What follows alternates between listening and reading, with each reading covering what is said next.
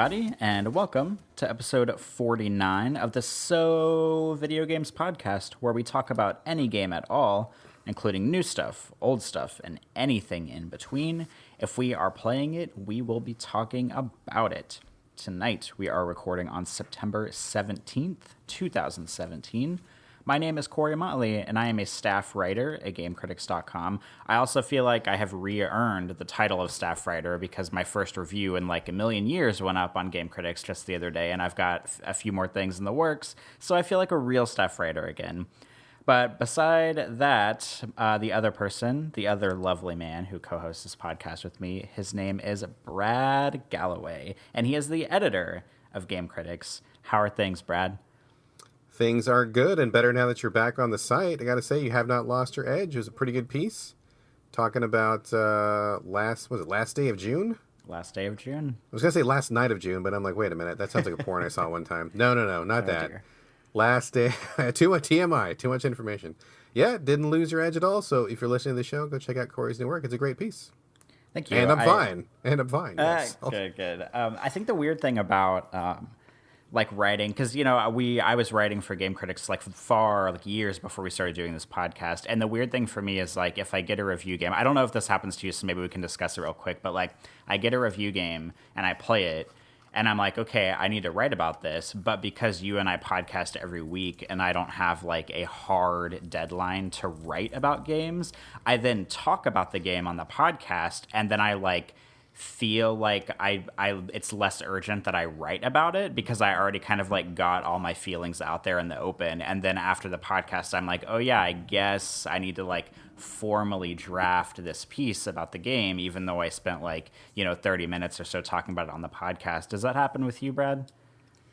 A little bit differently than that. I mean, it is different now because we have a very, very regular podcast, which is something that Game Critics as a site has like traditionally struggled with for many years. But now that we are on like a pretty much clockwork schedule, yeah, I mean, it does kind of change things up because we probably get a chance to talk about it sooner than we get a chance to write about it, which is weird. But for me, it's like I end up just repeating myself. Like whatever I say on the show, like if we do the show first, I will end up just like typing that exact same thing in my review, and I feel dumb because I'm just repeating myself, or vice versa. Like if somehow I end up writing my review, then it's like, oh, well, you might as well not even read the review because I'm going to say the exact same thing on the show. So for me, it's like I have trouble coming up with something else to say because I feel like I either write it all and then I just parrot it on the show, or I talk about it all and I'm just, blathering the same thing over. So that's kind of an issue. But we do tend to cover a couple games, so I try not to spend too much on the ones that I'm going to review and just talk more about the ones that I'm not, because then that to me feels a little bit fresher. But it is kind of a problem. And interestingly, since this show is still getting off the ground, I mean, we're just about to get to episode 50, which is actually pretty exciting when you think about it. But, our poll is mainly as a text-oriented reviews site. So like when people send us codes, that's where they want to see the coverage, which is great. And we're happy to do that.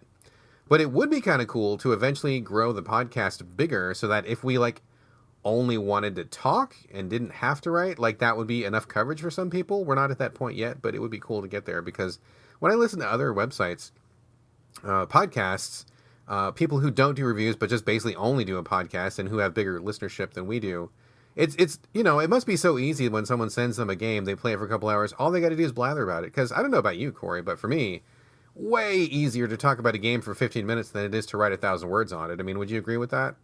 I would agree with that. And I also, I'm kind of glad you brought this up, because I was thinking about this the other day. I was thinking about I don't really know the metrics of Game Critics. I don't know if I can look into it, or I don't know if I never have before. But I was thinking the other day about, because Game Critics, we cover a lot of indie games at Game Critics that maybe don't have big audiences or big playerships or big, they don't sell, a bajillion copies or whatever. And I love indie games. I live and breathe to play a great game that I've never heard of before, and then it gets dropped on my plate as a review game, and I end up loving it. But I was thinking about this. I'm not sure how our Game Critics coverage, how wide it goes versus how wide the podcast goes, because I would be willing to bet that depending on the game, we might actually give the game more coverage based on our listeners on the show than we do with people who go in and like click on the review and read through it and want to learn about the game that way. What do you think about that?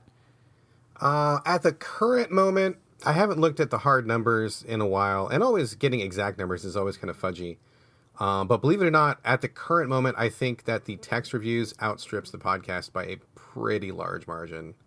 So I think that we are growing as a show, but we've been so long established as a text site, and we're Metacritic ranked, and also Game Rankings ranked, and I think we're on one or two other aggregators. So when you factor all those things in together, that reach is actually a lot further than the podcast. But the podcast is growing; like, we're doing really well.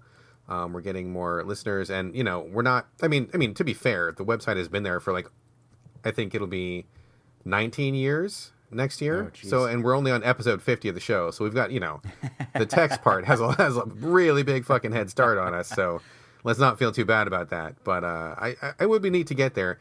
I mean, my goal is to, like, one day when people send me codes, to offer them like, oh, okay, well, would you like a text review, or would you just like the podcast? And if we could like only do the podcast, I mean, man, we would blast through so many games so quick, and it would be so much less work for me. But I do love text reviews. I love reading.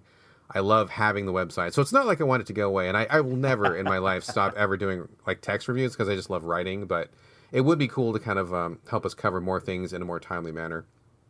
Yeah, that is true. And even though I do like talking about things in the show an awful lot, I think probably my favorite thing about writing for Game Critics is the fact that it is Metacritic ranked. And I always love, even though it's kind of like selfish and kind of narcissistic, after a review gets published, like going on Metacritic.com and looking at all their rankings and seeing like what blurb they pick out from my review and how that like may or may not represent my review as a whole. And I just think it's neat that, everything we write has kind of like that aggregate ranking going on in Metacritic. Because Metacritic, I mean, some people adore Metacritic. Some people hate it, absolutely hate it. I love it, and I love that our stuff goes there.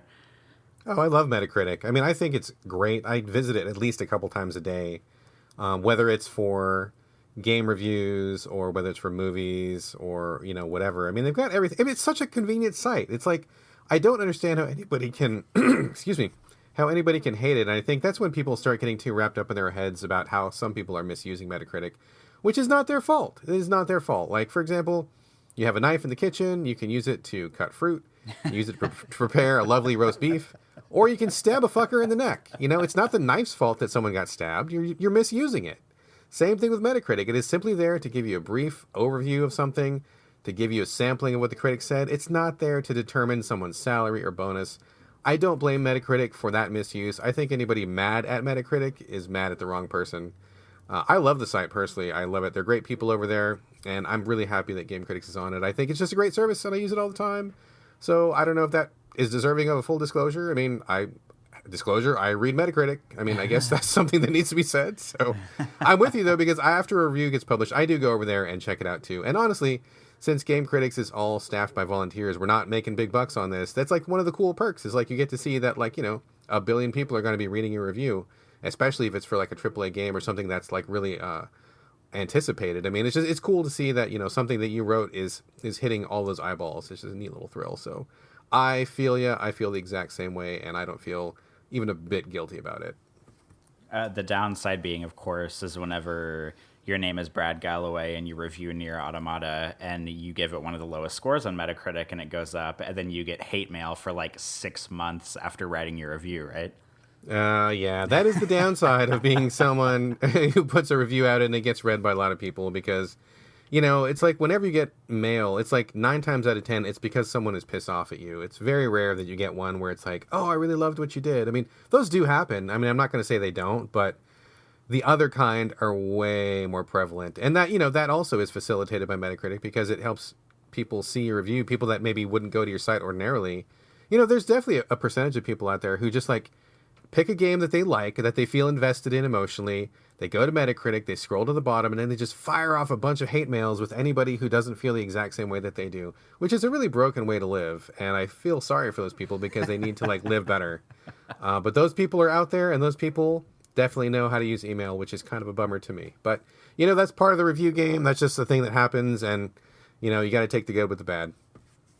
That's true. And the other day, I forgot about this until you just said something about it. But back whenever I reviewed Doom on the PlayStation 4, it came out like 2 Junes ago, so like a year and a few months ago. And I wrote an accompanying piece to it about how I did not like the boss fights in Doom at all. I thought the game was fantastic, but I thought the boss fights were really out of place, and I thought they didn't really mesh well with the rest of the game. And I wrote a piece about how I did not like the boss fights, and I talked about some other games like Resident Evil 6 and how that game has terrible boss fights too and stuff like that. And about 2 weeks ago, somebody commented on that piece on Game Critics, and this is like a year and a months after I wrote it, and they were like, oh, I just finished Doom, and I literally typed like something like Doom's boss fights suck into Google, and this was the first piece that came up, and I really agree with everything you said. So it felt really nice after like a year of having that, you know, like you said, like nine times out of 10 people write and they're pissed off and complaining about you, whatever you wrote or whatever you reviewed. But it was really nice to have somebody be like, oh, you wrote this a year ago, but I found it and I love it and I agree with it. So that was really nice.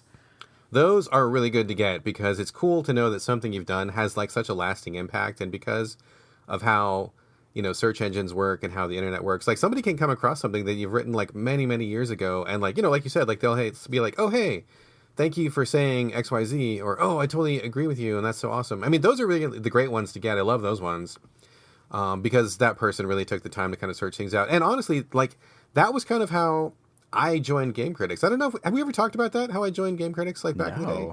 Oh my gosh! Oh, okay. Story time with Brad. Story time! Everybody gather around, grab some popcorn.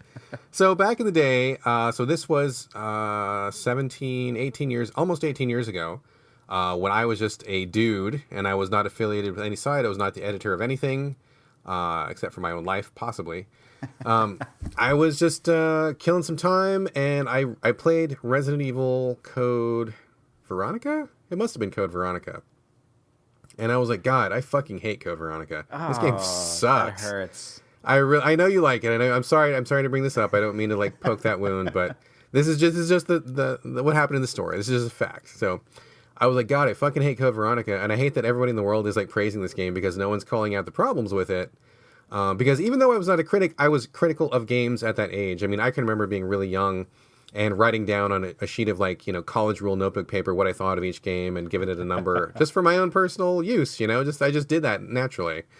So I went on the internet at that time and I started Googling reviews because I was wondering if anybody in the world felt like I did, because I felt like the only person on earth who didn't like Code Veronica.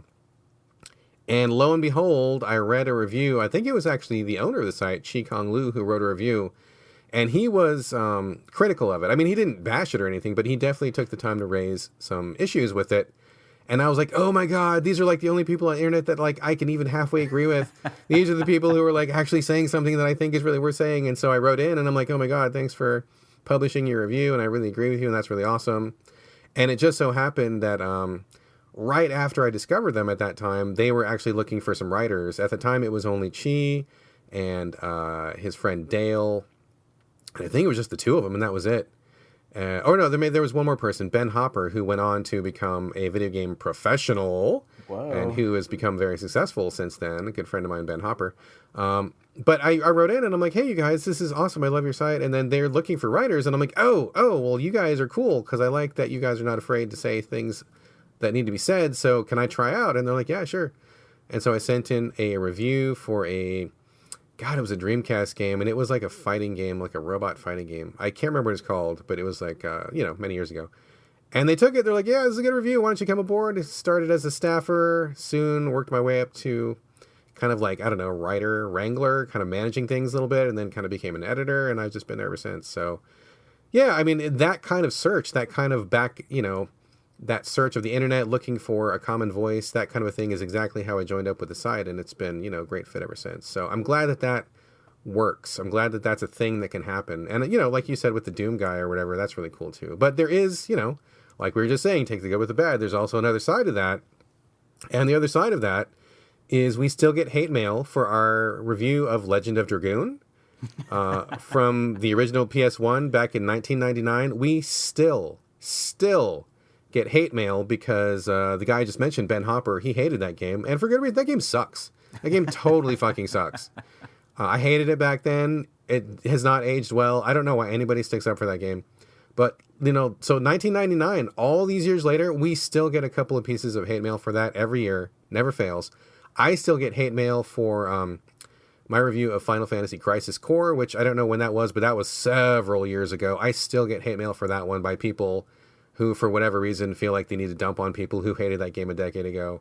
So, you can find people and connect with them over the gulf of time. You can also still get hate mail from out of nowhere as well. So yeah, internet is both a blessing and a curse, I guess.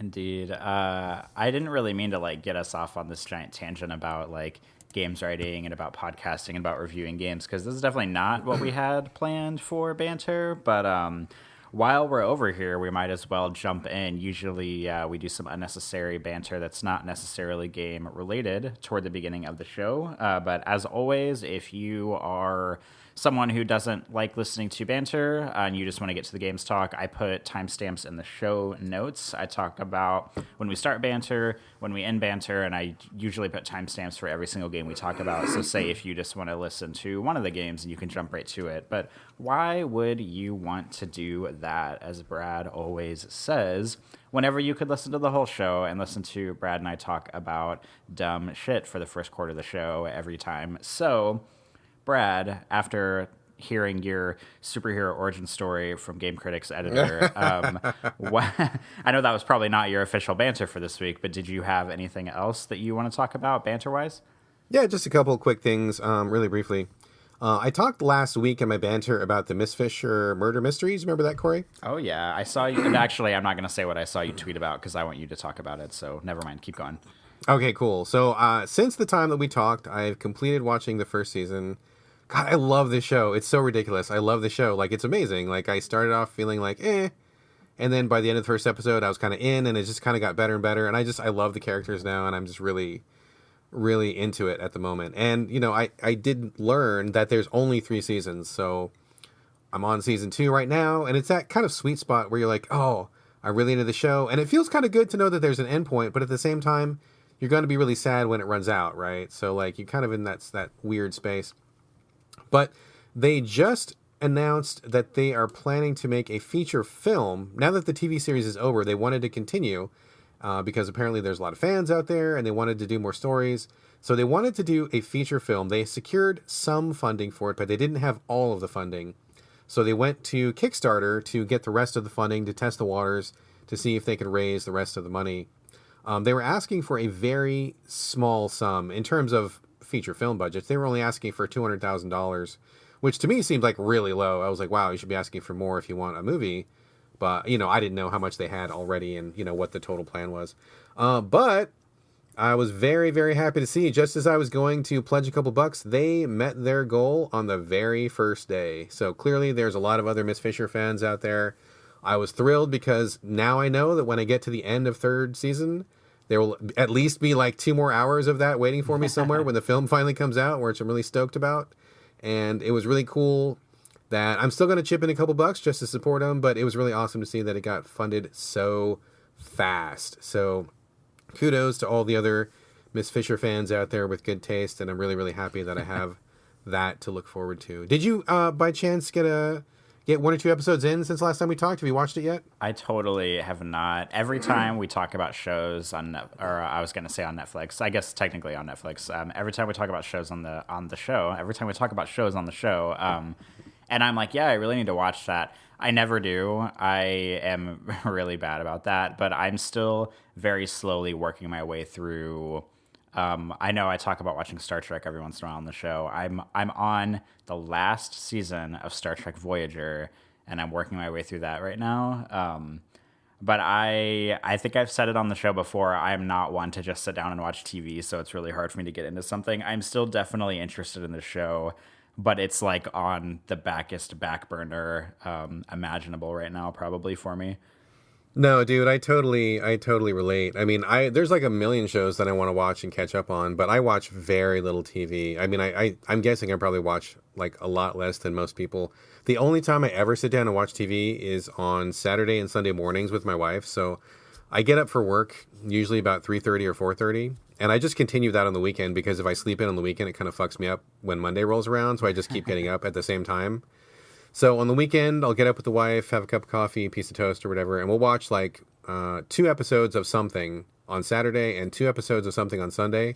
And that's basically like all the TV I watch during the week. I mean, maybe once in a while, if my son is like not able to sleep or something, we'll watch a half an hour of a kid's show here or there. But like we don't, just at this particular point in time, we just don't have time for anything else. I mean, I'm like always up editing reviews, publishing reviews, doing emails, doing work stuff, paperwork stuff.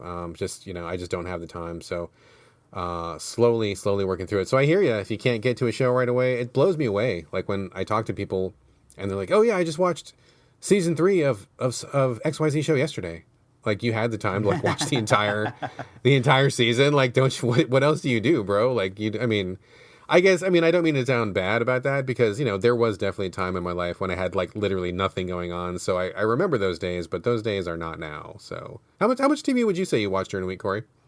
If I'm lucky, I watch, like if Patrick and I can sync our schedules, usually he gets home from work, one of us cooks dinner, and maybe we'll watch, like we usually just watch an episode of Voyager as we eat dinner. So maybe like 3 or 4 hour, because we don't do it. It's not like it's not like we do it every single night of the week. Maybe like 3 or 4 nights a week. So maybe like 3 or 4 hours of TV a week, maybe. But I do watch. I have transitioned into one of those like losers that watches a lot of YouTube videos recently. Like if I'm just like sitting down editing photos, or if I want to like eat, but I don't want to watch like a 45-minute show. If I'm eating by myself, I'll just like put a YouTube video on and watch it. And, cause it's only like 15 minutes long. Cause I'm one of those people who like, I'll sit down and I'll be like, oh, a 30-minute show, that's the perfect length. But if a show is like 45 minutes, I'm like, oh no, that's way too long. That extra 15 minutes is just really going to send it over the edge. So the shorter the better for me, but maybe 3 or 4 nights a week I'll watch like 1 episode of Voyager, and that's pretty much it. Okay, so we probably watch about a comparable amount of TV, which I would assume is probably a lot less than the average American. I mean, I think I remember hearing an old survey, and it turned out like the average American watched something like, I don't know, like 20 or 25 hours of TV a week or something like that, which to me seems like a ridiculous amount. But I know everybody's life is different. Not judging or anything. I just, I realize that everybody's life is different, and I can't imagine having that much time to watch a show. But just out of curiosity, what the fuck do you watch on YouTube? Because my older son watches YouTube all the time, and I think he watches garbage. Like every time I see him watching YouTube, I'm like, turn this shit off and do something better with your life. Like I mean, people can do what they want, but like I watch what he watches, and I think it's just like the most substance-free, worthless pile of shit. What is it that you watch on YouTube? What's good on YouTube? Well, I'm not going to act like I watch anything good on YouTube because I don't, but one would think, being the video game podcaster and player and writer and reviewer that I am, that I would be one of those guys who watches like game streams all the time, watching like, streamers and stuff like that. But I actually cannot stand watching people play video games, so I'm not a game stream watcher. There's like nothing I loathe more than like watching someone play a video game and talking over it. I know that's like a big thing that people love right now. I cannot stand it. But to be 100% honest with you, Brad, most of what I watch on YouTube is fucking makeup videos, like beauty vloggers. I started watching, like, maybe we can deep dive on this for like 1 minute. I started watching a beauty channel from London called Pixie Woo, Pixiwoo, and it's these 2 women from London who are sisters and it's not like they do like real makeup artistry. It's not like, oh, I'm gonna, just like throw on some foundation. Like they would do like looks inspired by like Val Garland, who's like a really famous makeup artist and stuff like that. And they can do like, they're pretty much at the level of makeup artistry where like you can hand them like any product from like a $5 eyeshadow palette to like a $250 eyeshadow palette, and they can just make it work because they're so good. And I really respected the work that they did, and it just kind of grew from there. Like I really liked them because they were like 2 like mature women who were into the artistry, and they really like they're just like kick-ass women, and I really respect them and their artistry and what they do for the industry. Like, they have a makeup brush line called Real Techniques that I own quite a few Real Techniques brushes. And it just kind of like spurred from there. Like, I would find another channel that I like. Like, there's another UK-based makeup artist named Lisa Eldridge who I really like. She's just like this really classy professional lady who talks about like I mean, it's so much more than just makeup. She talks about like color theory and about like how to balance elements on the face and stuff like that. Because a lot of younger beauty vloggers, they basically all do their makeup like drag queens. They put on like everything they possibly can on their face, like primer, foundation, concealer, highlighter, contour, bronzer, eyeshadow, lashes, mascara, lip liner, lipstick, lip gloss, and they just look like drag queens. I mean, they look beautiful, but they look like drag queens after they're done, because that's like the new thing. But like Pixie Woo and Lisa Eldridge, they're very much into like balancing elements on the face and not like doing like full on everything all the time. And I just really respect that kind of thing. So yeah, when I sit down and I eat for 15 minutes, I just throw on a video of some classy ladies doing makeup, and that's something that I'm really into. Well, that makes sense, because I mean, you know, you're learning about something that you care about, you're getting some more information, learning about theories and techniques and stuff that you can add. I mean, you know, learning something, I mean, that to me is worthwhile. I mean, my wife kind of does the same thing. She'll watch like a lot of cooking shows. You know, my wife cooks. I mean, if anybody follows me on Twitter, I post food pictures fairly often of stuff that we make. And so, you know, I can understand like just grabbing a quick viewing of something that you can incorporate, whether it be a new recipe or a new makeup technique or something. But yeah, man, there's a lot of shit on YouTube, and I just don't get who watches that shit besides my son. I think my son is like literally the guy who like makes all this YouTube shit possible. So I gotta talk to him about that.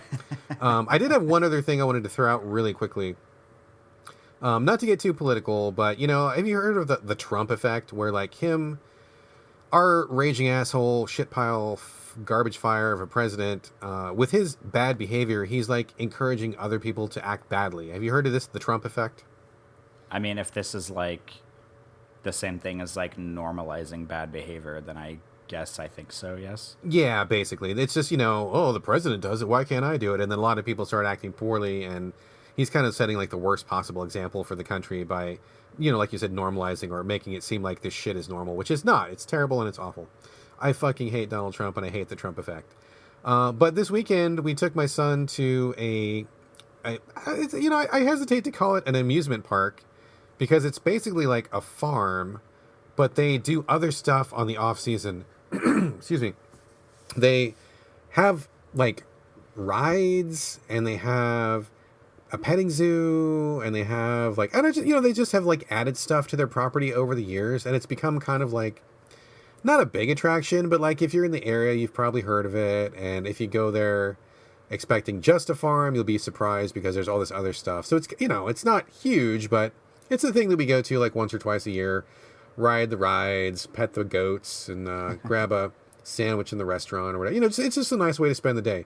So we went out there this past weekend, and it's in a section of Washington where I generally associate it with just like a bunch of like toothless white trash. So I'm always a little bit hesitant to go out there because I don't like to be surrounded by rednecks. And even though Washington is a fairly blue state, most of that is really centralized within the Seattle area. And if you go further out, it gets pretty red sometimes.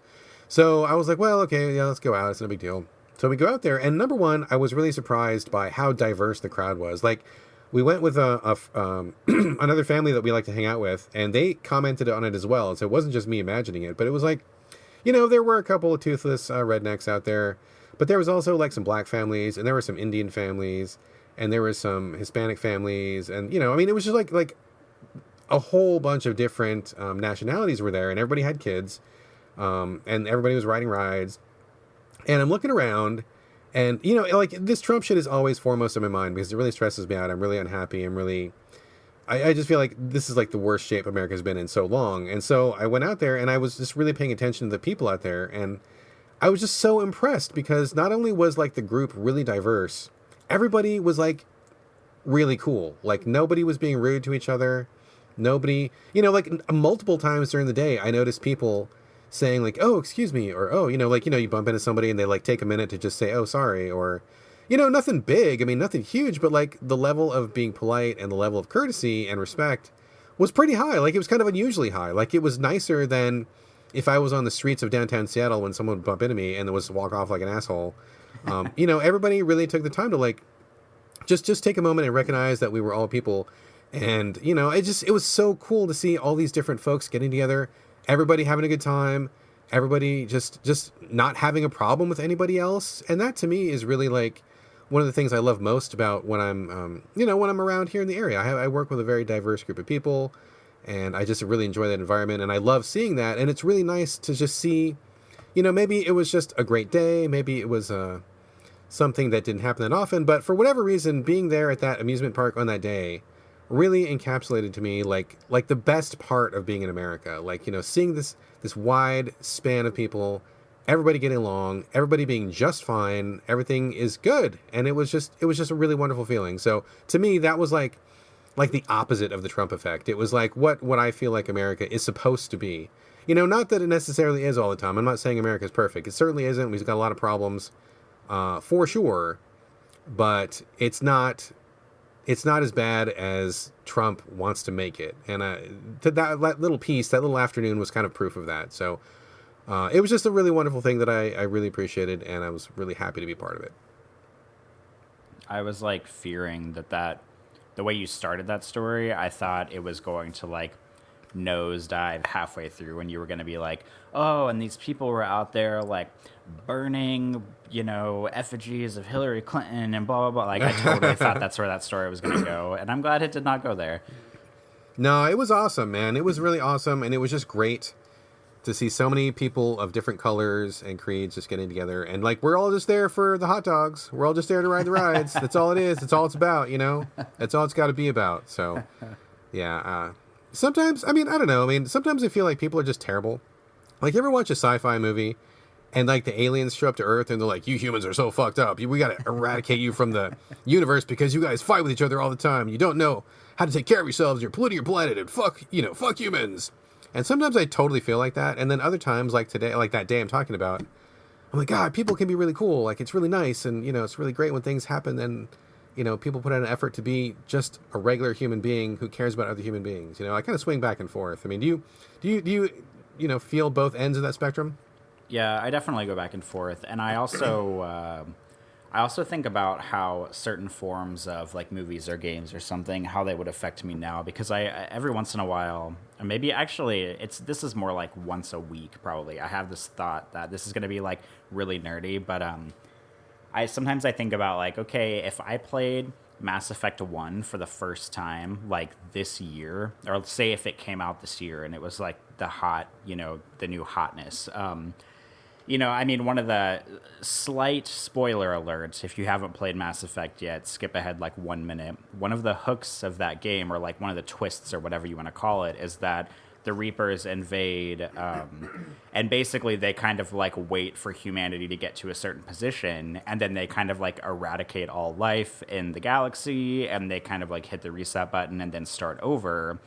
And, I feel like if I played Mass Effect for the first time now, I would be like, yeah, go ahead. Like, go ahead and kill all of us because we pretty much deserve it. Like, we need society to hit the reset button. And, like, but while you're playing the game in, like, 2007 when it comes out, you're like, oh, no, this is so terrible. Like, humanity deserves to live and all these races deserve to live together. But if I played it for the first time now, I'd probably just be like, yeah, we can probably just kill everybody. That'd be fine. Like, this is fine. Oh, God. Yeah, man. Especially right now in America, I hate to feel like that because I've never been that guy who wanted to eradicate humanity, and I'm still not. Like, I'm just not. But there are times when I'm like, God, why do we do this to ourselves? Why are we being so awful to ourselves? Like, why do we keep doing these choices? Like, it's so awful. And like anybody with half a brain would see that this is the wrong way to be, and yet we keep doing these awful things. And it's really tough to square that circle sometimes. It is really, really tough. But thankfully, Reapers are not a thing, and we don't need to make that choice. So I guess we'll just continuing on for the time being. I have taken up a billion years of showtime. What did you have on tap for banter, man? Let's get to some of your banter. Well, the good news is that I don't really have a whole lot to say. I often swing wildly back and forth between like my weeks being like really like I have a lot of stuff going on, like, oh, I'm out photographing this pro athlete for like half the week. And then some weeks I'm like, yeah, I just sat around all week. And this is kind of like I just sat around all week. But I do want to say I went to a concert last night, and I'm not one to go to concerts a lot. Like it's been, and lately I've been going to like electronic music shows more, but I went to a rock show last night, and it's for what I would maybe consider my all-time favorite band. I'm not sure if that's accurate anymore, but if not, it's like top three. And the band is named Emery. Have you heard of Emery, Brad? I've never heard of them. That does not surprise me because they're not super famous, but they are. I might be wrong when I say this, but I feel like they might have started in Seattle. So I don't want to like guilt trip you into thinking you're supposed to have heard of them because they're from Seattle, but I feel like that's where they started. But they're basically they're like a low key like Christian rock group. And if you know me at all, you'd probably be like, wow, Christian rock, really? Because I don't really feel like I give off vibes that I would be into like gospel music. And I'm not. And they're not like super, like their songs aren't like overbearingly religious. And like if you're into that, that's fine, but I'm not. And their songs are very much about more like, the normal stuff the songs are about, like love and life and death. They have a lot of songs about like life and death, but not in like a Jesus-y way, and just sort of like this is like the circle of life kind of way. And I started listening to them whenever I was in high school. And one thing that really attracted me to them at first was the fact that they kind of have two lead singers. Like it's an all dude group, but they have like two guys who are both like lead vocalists. And so they do a lot of like harmonizing and a lot of like singing together, and one person will be singing this line while the other person is singing this line under him, rather than it just being like one person singing the whole time. And they've been a band for a really long time. I mean, I think they put out their first album in like probably like around, I don't know, like late 90s or something. So they've been touring for like 2 decades or more. And it was cool to see them last night because the last time I saw them, I was in college, and I actually saw them. One of my best guy friends, Nick, he's a really big Emery fan too. And whenever we were in college, we saw them. It was really neat. They came to Columbia, which is where I lived at the time, Columbia, Missouri. And on their way to Columbia, Missouri, one of their buses broke down. So they did an acoustic show in Columbia instead of like their full on like live electric show, because they didn't have their equipment. And they were in St. Louis the next night, which is only 2 hours away from Columbia. So Nick and I already knew that we were going to go see them 2 nights back to back in Columbia and St. Louis. And then in St. Louis, they had like all their shit back. So they did their like full on show. So we got to see like 2 completely different shows from them in 2 different nights, which was just amazing. And that was probably in like 2010 or 2011 maybe. So I got to see them. They came to New Orleans last night. They're doing like a really small kind of like southern area tour. Like they went to Texas and they were here. And I think they're in like Alabama tonight and Mississippi and stuff like that. So they're just doing a handful of shows. But it was really nice to see them. I feel kind of bad for them because like they had like their second album, which probably came out in like the early 2000s, was probably their most famous album. And like they're just kind of one of those bands that like, and this is probably true of like a million bands out there, that they keep putting out music, but they don't really like get any more famous. Like they haven't had that like hit radio success, that every band may or may not dream of. So they've just kind of been like in the same space. And it was really, I mean, it was great to see them last night, because I'm one of those people who like, when I go to a concert, I don't really like jump around or get crazy or like scream and shout or pump my fist. I'm more of the guy who just like stands there and like just like my jaw just like drops, and I'm just in this like state of like really like euphoric I guess like happiness, just like seeing like these musicians that I look up to so much just right in front of me playing their music, and they're just incredible musicians. But I just felt kind of bad for them last night because like the crowd was pretty small, and there were maybe like 50 people there. And I just feel a little bit sad because it's like, these guys have been touring for like probably like 20 plus years, and they have like 5 or 6 albums, and like they're recording their next album right now. And it was really great to see them. But I don't know. I think about that whenever I see bands like that because they're all kind of older. They're probably like late maybe like 40s, somewhere in there. I mean, they're not like young, like 20 somethings touring anymore. And it's just, I don't know, kind of sad to me that they like are really, really good. And I have loved them for so long, but they're playing shows that only draw like 50 people or so. But I guess that's kind of how the music industry works, for better or for worse. Yeah, wow. I mean, that is a pretty small show, but I mean, I definitely get that feeling. I mean, I've thought the same about bands that I have liked in the past. I mean, I'm not really much into music now because I don't have like the time, but when I was younger, I would go to shows, and a lot of the shows that I went to were pretty small, and they were bands that like not a lot of people have heard of, or that maybe they had like one video on MTV and then they just like disappeared after that, or kind of like you said, like they would put out a series of albums, but like no one would know except for the people who like liked them already. So I hear you. I'm gonna look up those guys and see what they're all about. I have never heard of them. If they're from Seattle, that would be cool, but I will. I'll check them out on YouTube or something after we get off the show. If you got to tell me how to spell their name, I'll look it up. For sure. Do you want me to tell you on air or later? Yeah, go ahead, in case anybody listening wants to look them up too. Oh, true that. They're just Emery, Emery, and it's like a 5-person rock outfit. I'm like pretty sure they're from Seattle, but I'm not positive on that. But yeah, they're really good. The album I would recommend starting with is their second album called, this is for you and for anybody who's listening, it's called The Question, their second album. And after that, I would recommend, I think it's In Shallow Seas We Sail, which is their 4th full-length album. Those are the 2 I would recommend starting with. All right, cool. I will look it up after the show. And listeners, feel free to look it up as well. Send us some comments, and we'll have like a little music corner. We'll talk about that next week. Any other banter from you this week, Corey? I don't think so. We're like almost 45 minutes in, so we should probably talk about some video games. What do you think? That sounds good to me. All right. Well, you've got substantially more than I have to talk about this week. So do you want to jump in and talk about your first game? Yeah, that's fine. Oh, that's funny you say that because I feel like I didn't play anything this week, and I was actually kind of stressing out about the show because I was like, oh shit, what am I going to talk about? And then when I wrote it down, I'm like, well, I got a couple things to talk about, I guess. Although I don't feel like I got anything big to talk about, but we're going to roll with what we got. First thing I want to talk about this week, just a quick update to Tooth and Tail, which I talked about last week, and after that time, I went ahead and wrote my full review. So my text review is up on Game Critics now. You can see everything that I had to say about it. But like we said at the beginning of the show, I will just tell you exactly right now what I said about it because I will just copy what I wrote down. At the last time we talked about it, I think I had kind of stalled out about halfway through the campaign because of some difficulty spikes.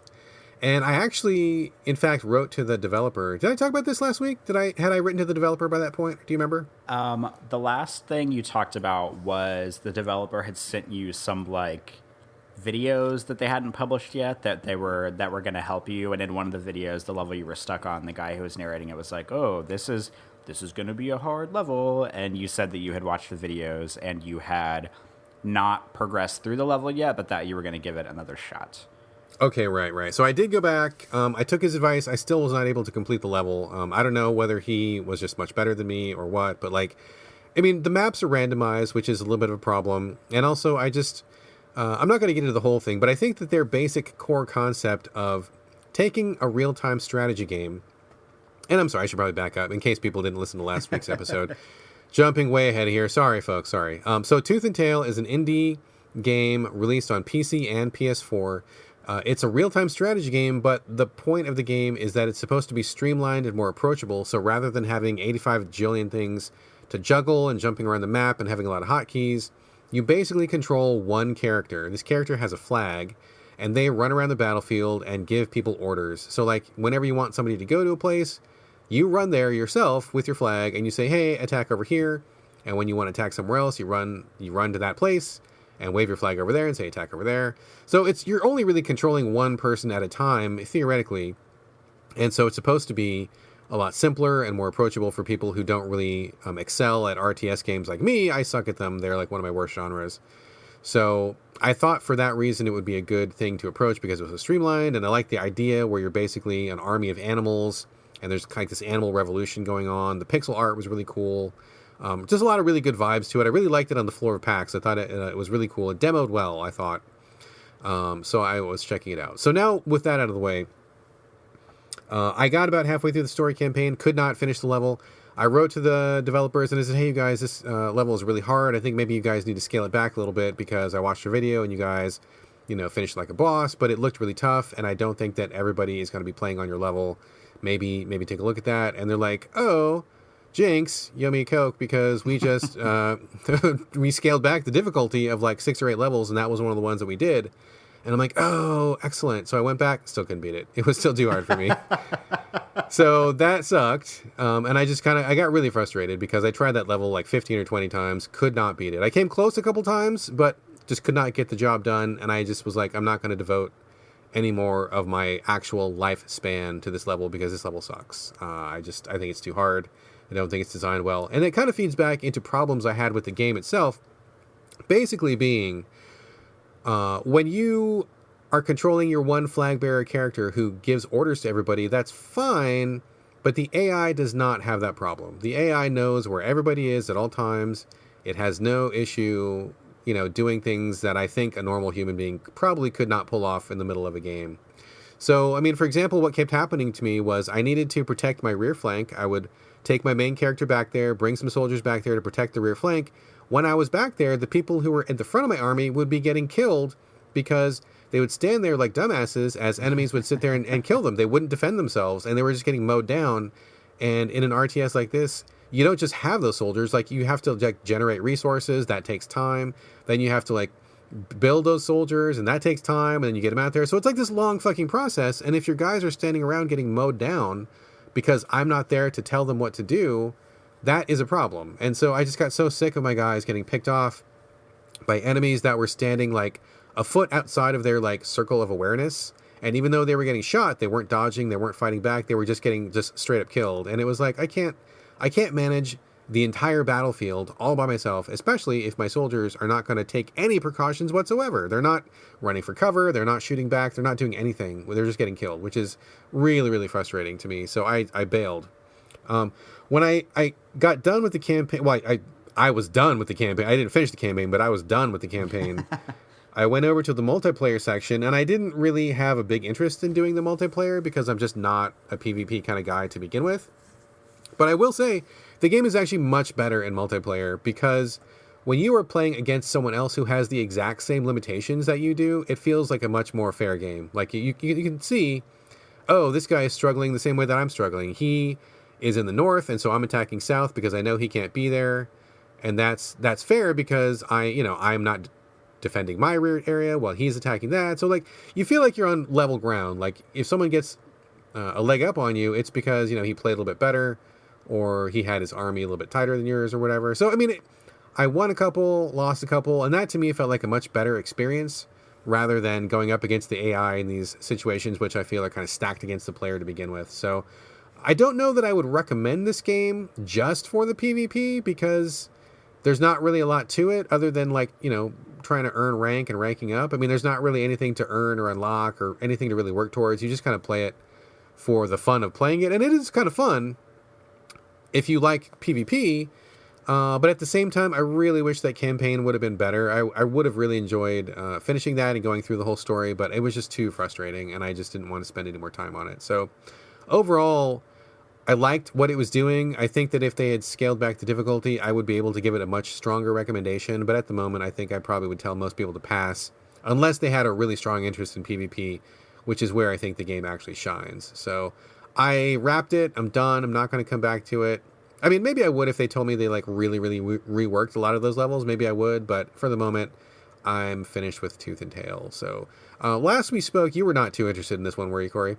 No, I was not, but I'm interested to know because last week you and I talked pretty heavily about like because you're not an RTS player, you weren't sure if you were at a greater disadvantage playing it or not. Have you developed any more in this hypothesis of your RTS experience through playing this? Yeah, I actually, after I had after I wrote the review, I sent a link to the developer and I said, hey, thanks for sending me the code. Really appreciate it. Happy to meet you guys at the show. And here's my review. I hope you feel like it's fair. I gave him a pretty low score. So, I mean, I know that's tough to take for any developer. And I just wanted him to know that I wasn't like torpedoing their game. I mean, I gave it a fair shake and I feel like I did a good job of outlining the issues that I had with it. And they wrote back and they're like, oh yeah, that's, thanks for sending that in. It's a very fair review. Half the reviewers felt like it was way too hard. And the other half, who I assume are the RTS players, felt like it was totally no problem at all. So I think that kind of panned out. I think that if you have expertise in the genre, you probably would be able to get through a lot of that campaign, probably a lot easier than I did. But, it goes to show that half the people who reviewed that game also felt like it was way too hard. And I'm assuming those are probably the console half. Because, with this game launching on PS4, I think that they really should have taken into account that more people like me probably would have very little RTS experience. If you're mostly a console player, you don't get a lot of RTSs on console because it doesn't really work on console mechanically, which is why people keep trying to figure out ways to bring that to console, which I appreciate. I think it's an interesting genre. I mean, I look at the games. I don't play them often, but I always keep little tabs on what's going on and see what's new. And their efforts to make that accessible to console players is admirable, and I think that's great. But I think there are definitely reasons why it doesn't work so well in console, and people really have to go overtime to make sure that happens correctly. I don't think Tooth and Tail quite got there. But yeah, I mean, based on what they said, and based on my observations, I definitely think that if you have an RTS background, you probably have a much easier time of things. Just based on, like, knowledge that you already have from other games, or, like, tropes of the genre, or just general RTS knowledge would help you out. Whereas for me, where I'm, basically a newcomer to the genre, I just dabble a little bit here and there. I definitely felt like I needed more teaching and more instruction about what is, the best way to play this game, or what's a winning strategy. So, yeah, I think my hypothesis was right about my knowledge being a little bit of a hindrance. But at the same time, I don't think that was unfair because, like I said, I think a lot of people coming to this game are going to be in my same boat. So any developer launching with half of their audience being on console, had to have taken that into account. So it is what it is, I guess. I mean, I appreciate the effort, and it's not like I hate the game, but a little easier and a little more teaching would have been great. And at least you weren't like that, like everybody else was like, oh, 8 out of 10, this is such a good RTS, it's so accessible, and you were like, oh, 2 out of 10, this game sucks, it's really hard. I didn't go as low as 2. I ended up giving it a 6.5 because I felt like it was a little bit better than average, mostly because the multiplayer really saved it for me. If the multiplayer hadn't been there, and this feels really weird to me because I usually don't give a fuck about multiplayer, but this was one case where it really saved the experience. I mean, if it hadn't been for the multiplayer, I would have scored it much lower, because I felt like the mechanical design problems were pretty significant. But that ended up being a pretty good mode, so it kind of ballparked it in the middle. And yeah, I mean, hopefully they'll take a look at it and tweak it some more. But I mean, that's really the way to play games these days. Come back to any game a year after its release, and it'll be better than when it released. That is definitely true. Anyway, that's oh, sorry, didn't mean to cut you off there. Ask you if you had anything else to say. No, that's all I got on Tooth and Tail, man. I am very interested in getting a Destiny 2 update from you, though, sir. You are lying. You are not interested in hearing me talk about Destiny 2. That's true. I don't give a shit about that game, but I'm trying to follow the script, so go ahead and start talking about it. Okay, I don't have a whole lot to say about Destiny 2. Last time when I talked about it, I had only played it for like 3 or 4 hours or something like that. And so, I mean, if you don't know what Destiny 2 is, you've probably been living under a rock, as stupid as it is to say that. This is Bungie's, big sequel to the biggest game ever made, Destiny. And it is... I played just to recap, I played a little bit of the first Destiny. I played like a couple hours, and I didn't really like it. I thought the shooting was very mediocre because it's very much like a strafe and shoot kind of game that I wasn't really into at the time because I liked more like tactical shooters at the time. And basically Destiny 2 is like the same thing. It's like it feels mechanically very similar to the first Destiny, but I'm actually enjoying Destiny 2 more than I thought I was going to. But I feel like, and I talked about this on the last show, that I mostly owe that to the fact that I played The Division, which was sort of like a gateway drug into this sort of like pseudo MMO, like first person shooter kind of game. I don't even know, like, Brad, do you know what like the technical genre name is for a game like Destiny or The Division? I think people are still kind of struggling with that a little bit, but I think it's pretty fair to say that it's really just an MMO. I mean, the mechanics may be different, but I think it's just an MMO. Okay, then we'll go with that, because every time I say MMO, I'm always like, oh, am I like betraying the legacy of MMOs by calling Destiny an MMO? But here we are. We'll go with that. So But I just want to talk about a couple things about Destiny 2. I still have not finished it. I'm the only person on the planet who has started it and has not finished the campaign yet, because allegedly the campaign is supposed to be like really short. But I'm really focused on like leveling up my character and getting better gear and getting better armor and better guns and all that stuff, and unlocking all of they have subclasses in the game, and which are like basically are different like special abilities and like some very minor upgrade trees that you have to unlock as you play through the campaign. And that kind of leads me into one of my biggest criticisms about the game, and some people might be able to see this coming a mile away, some others maybe not, but I feel the need to play this game a lot and do a lot of side missions and a lot of side quests and a lot of like little public events, because the campaign is really hard, and I'm playing by myself, and it gets to a point, and I reckon that the first game probably was like this. I also know for a fact that the Division was like this, because when me and you and your wife played the Division, it was still hard with all three of us playing together, and Destiny is no different. It seems like it was very, and I know, it was built to be a game that you play with your friends, you get a group together, you play together, but I don't think that, I think that they should have, and maybe they do scale it a certain way, but I feel like they should scale down the difficulty a little bit if you're playing by yourself, because I keep getting into these, concluding mission fights, these climactic fights at the end of story missions, where it's basically just me by myself against waves and waves and waves of enemies, and there's a big boss enemy, and it does that really arbitrary oh, this is a no respawn zone, and I get it, and the Division did the same thing, the end of every mission is you can't respawn, and if you die, you get checkpointed 10 minutes back or something. But it just feels so arbitrary and so stupid that because it basically serves no story purpose at all from what I can tell. It's basically just the developers being oh, we decided that you can't respond from this point on. And it just gets really hard. It gets really frustrating. And there have been a couple times where I've, spent 15 minutes playing a mission, got to the last battle, and the final battle, I end up dying several times and respawning. And every time I respawn, I'm just ugh, I'm going to have to play this whole final battle again instead of just reloading on the spot. And I feel it's not worth it. But at the same time, I'm ugh, but I spent 15 or 20 minutes working up to this spot, so I'm going to have to replay all of that again if I don't reload my checkpoint. And it's just it feels like I need to be playing with 3 other people or 2 other people or X other people for the game to feel fun and good and fluid and not even easy, but just manageable. And it just is hard by myself, Brad. Yeah, I mean, I think that it's probably possible to play by yourself. And, full disclosure, I have not played Destiny 2. I played Destiny 1 for a while, but not 2.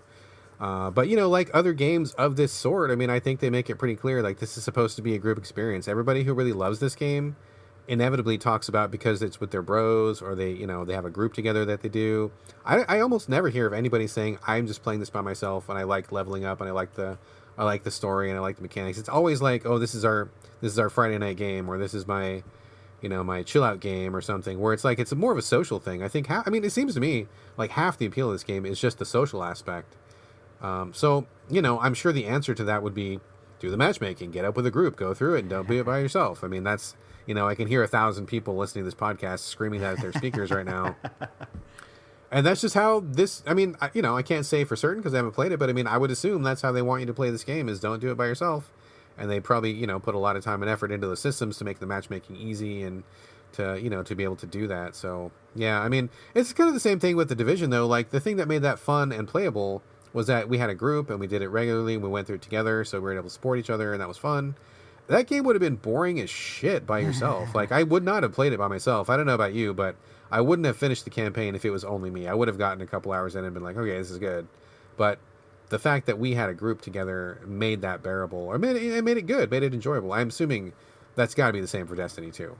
Yeah, it definitely seems the same. But aside from that, there's 2 more small points I want to talk about with Destiny 2. The first being, it's hard by yourself. But one thing I do actually really like about Destiny 2, and I can't remember if I talked about this a lot or in depth in the last show. I don't think I did. I might have mentioned it. But I really enjoy the environmental design of Destiny 2 because there are a lot of shooters out there. There are a lot of shooters. I play a lot of shooters. I play a lot of first-person shooters. I play a lot of third-person shooters. I play a lot of tactical first-person games. I play a lot of walking simulators. And, I mean, I could probably count on one hand in the past decade the amount of first-person shooters I've played that have environmental design that's so interesting that I actually like stop to like look at things rather than just feeling like I'm playing a Call of Duty where the game's just like beating me over the head with a frying pan to like keep going as fast as I can and as quick as I can and as brutal as I can to get to the end of the level. And you know, surprisingly enough, I didn't really think that was going to be the case with Destiny 2, but there's a lot of visual design in Destiny 2 that I'm really satisfied with, and I'm actually planning on writing a very long post on Game Critics in the future about the visual design of Destiny and about how they use color theory in really interesting ways. And this is kind of, you know, funny because it kind of loops back to like the makeup videos I was talking about earlier. Because like I've learned a lot of things about color theory through watching makeup videos on YouTube. And now I can write articles about color theory in video games, you know, with a little more research on it. But like, you know, you look at, there's like the joke in the movie industry where you look at movie posters or the way that people color tone movies, and it's always like the teal and orange thing. Like there's always, you know, the bright blues and the bright orange, and it's because on the color wheel, those colors are complementary colors, and it means that if you look at a color wheel, orange and blue are directly opposite of each other on the color wheel, and that's why, from like a human eye perspective, they are pleasing colors to look at because they're across from each other on the color wheel. That's part of color theory. And one thing that I think is really interesting about Destiny 2 is that it actually bucks a lot of very normal color theory trends. Like the opening level is like blue and orange as a motherfucker. Like I wrote a tweet about this where I was taking screenshots like the entire time through the first level. Like every environment, it's like a blue hallway with like an orange room at the end, or you're in an orange hallway and there's blue lights on the side or something. And I like that aesthetic, but it's just so overused. But whenever you get to other planets, there are definite like, you know, situations where it'll be like, you'll be looking in the environment and there's like a very bright red and there's like blue and teal and, you know, brown, and they're all in the same screen together. So it kind of like, it looks like it should be a lot of like color theory colors like butting heads and looking bad, but it actually looks good. And I think it's worth expanding on, and I'm going to write about it later and get a bunch of visual examples ready. But that's one thing that I find really fascinating about the game is that there's stuff in it that I actually stop and look at and make sure I love taking screenshots during video games where I stop and I take pictures and I walk around and look at something and I'll take a little video of it and make like some GIFs out of it or something, because Destiny 2 has a surprising amount of really, really thoughtful, really colorful, really bright visual design that kind of reminds me of like Mirror's Edge, because Mirror's Edge is one of the first games in my life that I've ever played where I felt like it had a very fascinating and unique visual identity that I had never seen done before. And, at this point, I can't act like Destiny 2 is doing the same thing because it reminds me of Mirror's Edge, but it just has a lot of that same stuff going for it where, like, that Bungie was definitely not afraid to use color, and they weren't afraid to use very saturated colors and very sort of like supplementary colors almost, like next to each other on the screen, and it actually looks pretty good. I'm really satisfied with the way that Destiny 2 looks. Oh, right on. I don't remember being too impressed with the environmental design the first time around, but I mean, who knows how that's changed. I don't have any plans to check it out anytime soon, but I mean, I trust your judgment when it comes to those type of things. I know you put a lot more energy and interest into those than I do. I mean, I'm more of the guy who just kind of like breezes through and, I'll look at something if it's like obviously really impressive, but in general, I'm not like, it takes a pretty special environment to really catch my attention, so I would probably defer to you on that. But I will look forward to your full report on the color theory present in Halo, God. Oh, Bungie, I love you. No, I don't. Destiny 2. Well, thank you. I look forward to writing it. And one quick mention before we move on about Destiny 2 is I think the writing in this game is really bad. And I know we talked about the story, like, last week we talked about how Bungie can't write a story to save their lives and how they get way too much credit for it, or maybe too much of a pass for it. And the interesting thing about Destiny 2 is that it's very obviously written as more of like, there's a lot of like comedy moments or like comic relief in it, whereas the first Destiny I feel like was very much like, it was very like Call of Duty like, where it's just like, oh, this is grim, this is serious, this is like, Zack Snyder, depressing gameplay. And it's pretty obvious that they tried to like lift the curtain a little bit in Destiny 2 because like one of the lead characters, who's the robot Cade, he's like has like, I'm going to say funny lines, but I'm using air quotes when I say funny because I think that a lot of people who play this game probably think that he is funny. And it's just my sense of humor that every time he says something, I just like roll my eyes and I'm like, oh, that was so obviously written to be like funny and quirky that it's just like really annoys me. And it seems to be that kind of game where it's like you get to a point later in the game where you meet this ship AI. There's like a crashed ship on one of the planets and it has an AI inside of it. And like the AI has like kind of like a split personality. And there's like the funny, like cheerful AI that usually talks first. And it's always like the, oh, we're happy to help you. We're glad you're here with us. We're going to give you your mission updates. And then sometimes after that AI stops talking, like the split personality AI has a more like, it's a very like sarcastic, like snarky, like just like tones. And I think that, obviously they're trying to do, make like a very upbeat person and then like, oh, but wouldn't it be so funny if we had this AI be like really snarky after it? And it's just like, it feels like the kind of stuff that would have been funny if it were in a game like 10 years ago. And now it just seems like really stale and really eye-rolly and really annoying. And I'm not really like impressed with any of the attempts at it trying to be like funny or clever. I just find most of the attempt at humor in it to be incredibly annoying. I'm probably in the minority on that because I don't think I have the same sense of humor that a lot of like quote unquote mainstream gamers have. But I just find most of the writing in the game to be like kind of unbearably annoying.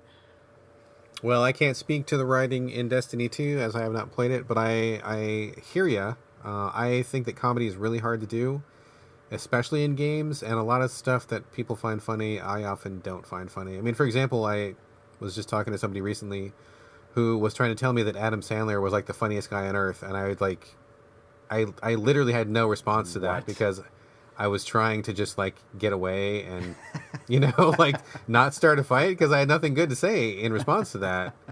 And that was just like a really bizarre experience. So not saying that Destiny 2 is on the level of Adam Sandler because I think Adam Sandler, I will refrain comment because I have nothing good to say. But yeah, I mean, I get that. I mean, it's hard to be funny, especially when you're making a game as big as Destiny where, you kind of have to take the lowest common denominator route because you need to please the most amount of people with your writing. And so there's a certain tactic that you take. You can't do certain jokes because it's not going to fly with most of the people. I mean, when you make a game that's that big, I mean, I think it's got its own set of problems. One thing I will say though, just, speaking as someone on the sidelines of this whole Destiny 2 thing, is that this is the week where, I listen to a lot of game podcasts because I like to keep up with what's going on. I got my favorite shows and stuff. This is the week where every single podcast in the world is talking about Destiny 2, ourselves included, ironically enough. And I just get so fucking sick of hearing people say, oh yeah, it's just like Destiny 1. And that's fine. It's fine. It's better than Destiny 1, but it's the same thing and it's fine. And like, it seems like people are not like super excited about it and there's some problems with it, but everybody's really hesitant to say anything bad about it. And everybody like, it's like that thing where people are like, oh, I don't like the shaders and I don't like this other thing and I don't like the route that they're taking with the microtransactions, but I'm still playing it like 12 hours a day and I still love it. And people are really afraid to like just say anything bad about it. And I'm like, fuck, if you don't like it, just fucking speak up. This game has no shortage of defenders and it's really fucking boring to hear just like episode after episode of people saying, oh, it's, basically saying this is exactly the same thing as number one, but they are okay with getting back on that particular hamster wheel, so they're fine. I mean, if you like it, fine, but if you got something to say, like, say that too. Like, it's not like this game needs defending, Yeah, it can get pretty annoying. I noticed that on Twitter too, where it like, everybody, I just like the amount of sheer hyperbole that people use on Twitter. Like, I mean, it just like never ceases to amaze me how people are like, like, oh, Destiny 2, this is like the best feeling shooter. This is my least favorite thing that people do on Twitter. Maybe not my least favorite, but it's like up there with video game criticism, where they're like, somebody will say like, oh, Destiny 2, this is the best mechanical shooter I've played since, and they will name X game, which says absolutely nothing about their opinion on the game, because it's like, okay, well, have you not played this and this and this and this and this game between the X game that you named and Destiny 2? Like, it's just such an empty opinion to give, like, oh, Destiny 2 is the most mechanically sound shooter I've played since Halo 2. And it's like, well, what does that even mean? Like, I just cannot stand when people do that. And people do it with video games and movies all the time. And like, I think people think they're having a really profound opinion about it, like basically saying like, oh, everything between this and that was trash, and this is like as good as the old thing that's really good. But it's like, if that's your go-to like opinion on something, maybe you should, it's like, it doesn't qualify it with anything. Like them saying like, oh, well, I've played this and this and this game, it makes them sound like they've played literally every game since X game and Y game. And I'm just always amazed at how many people do that and how much hyperbole people use on Twitter to describe things, and it's incredibly annoying.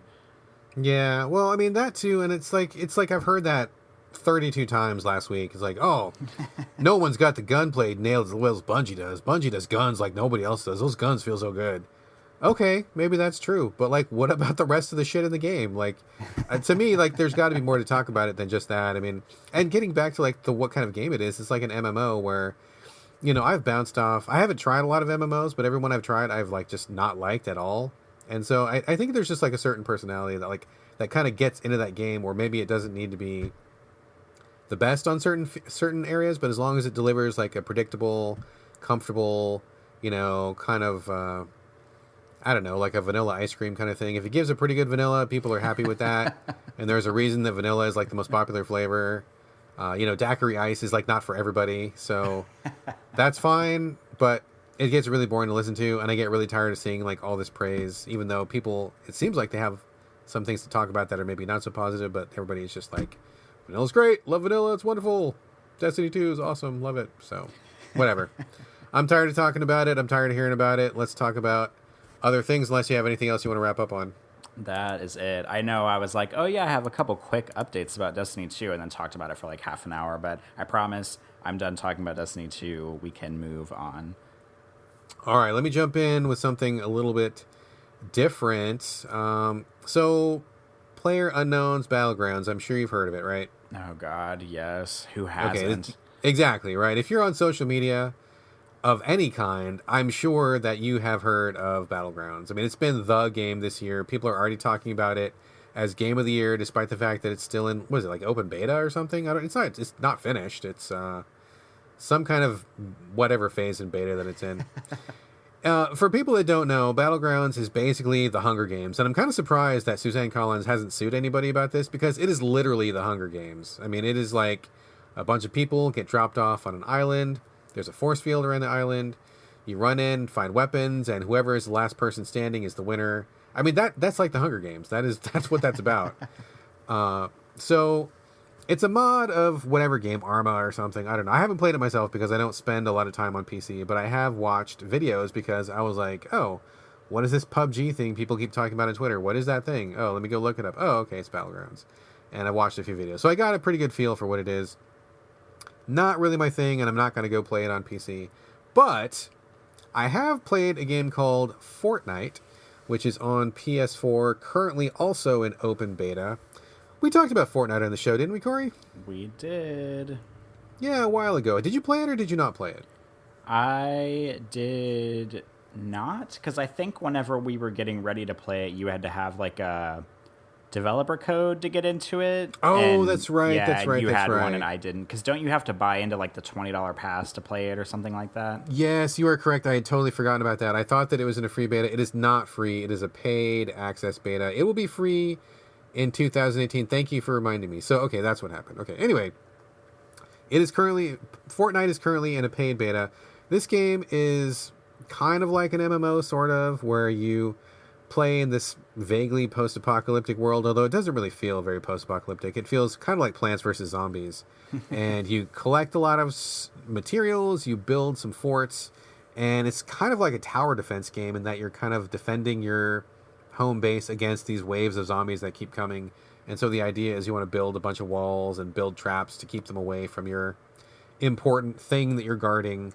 And you can play with up to like 4 other people, and then you go in this giant whatever. I talked about it. It was fun for like a week or two, and then the grind just really set in, and I lost interest and I stopped playing it. But they recently put out an informational update last week saying, hey guys, you guys like that Battlegrounds, right? Well, we got Battlegrounds now. And so I was like, what? They added an entire new mode. It's not called Battlegrounds. It's called like, I don't know, Shoot Your Friends or something. I have no idea what it's called. Basically, it doesn't matter because it is exactly Battlegrounds in Fortnite. So if you bought Fortnite or you have access to it on PS4, Xbox One, or PC, you basically forget everything that you knew about the main game. None of that matters anymore. And there's this whole new mode, which is exactly like Battlegrounds. You get in a plane, you jump down onto an island. There's a force field around the island. There's 100 people in there. You run around and find a weapon as soon as you can, and then everybody kills everybody until there's only one person left. That is literally what Battlegrounds is. That is literally what this new mode in Fortnite is. The exact same thing. So I was like, oh, okay, well, I've already got Fortnite, and it's not going to cost me anything to download this update. I'll check this out, and I'll just see what it's like. And to be honest, it's actually a lot more fun than the main game. I mean, it's... which is weird. I mean, it's weird because I think there's things to like about Fortnite, but it didn't keep my interest. But I think this new mode is actually more exciting and more immediate and more... I don't know. I hesitate to say visceral, but it kind of is because when you start this mode, you get dropped down. You get to choose where you want to, parachute down onto this island. And then you immediately know, like, everybody out there is going to kill you. Like, you have no friends. There's no clans or groups in the game. So, yeah, they might add that later. So it's everybody versus everybody. And it's just like the immediate stress level is really high because you're afraid that anybody that sees you, if they found a gun first, like, they're going to take you out immediately. So there's that whole, like, most dangerous game vibe it's got going for it, which is probably why everybody likes Battlegrounds, which is probably another reason why people liked Hunger Games as well. But it was pretty exciting. I gotta say, I did not play it for very long because it was a little bit too stressful for me. I don't like PvP very much in general, and the thought of like everybody on this island hunting everybody else, while it seems cool in practice, for me, not my jam. Just I got really stressed out. I think I made it to the 14th survivor. That's as high as I got. So there was me plus 13 other people, and I got taken out by number 13. So that was okay for me, and I'm like, all right, that's enough. I've tasted this and I'm done. I don't want any more. But my son, who is 8 years old, saw me playing this, and he is super into this mode.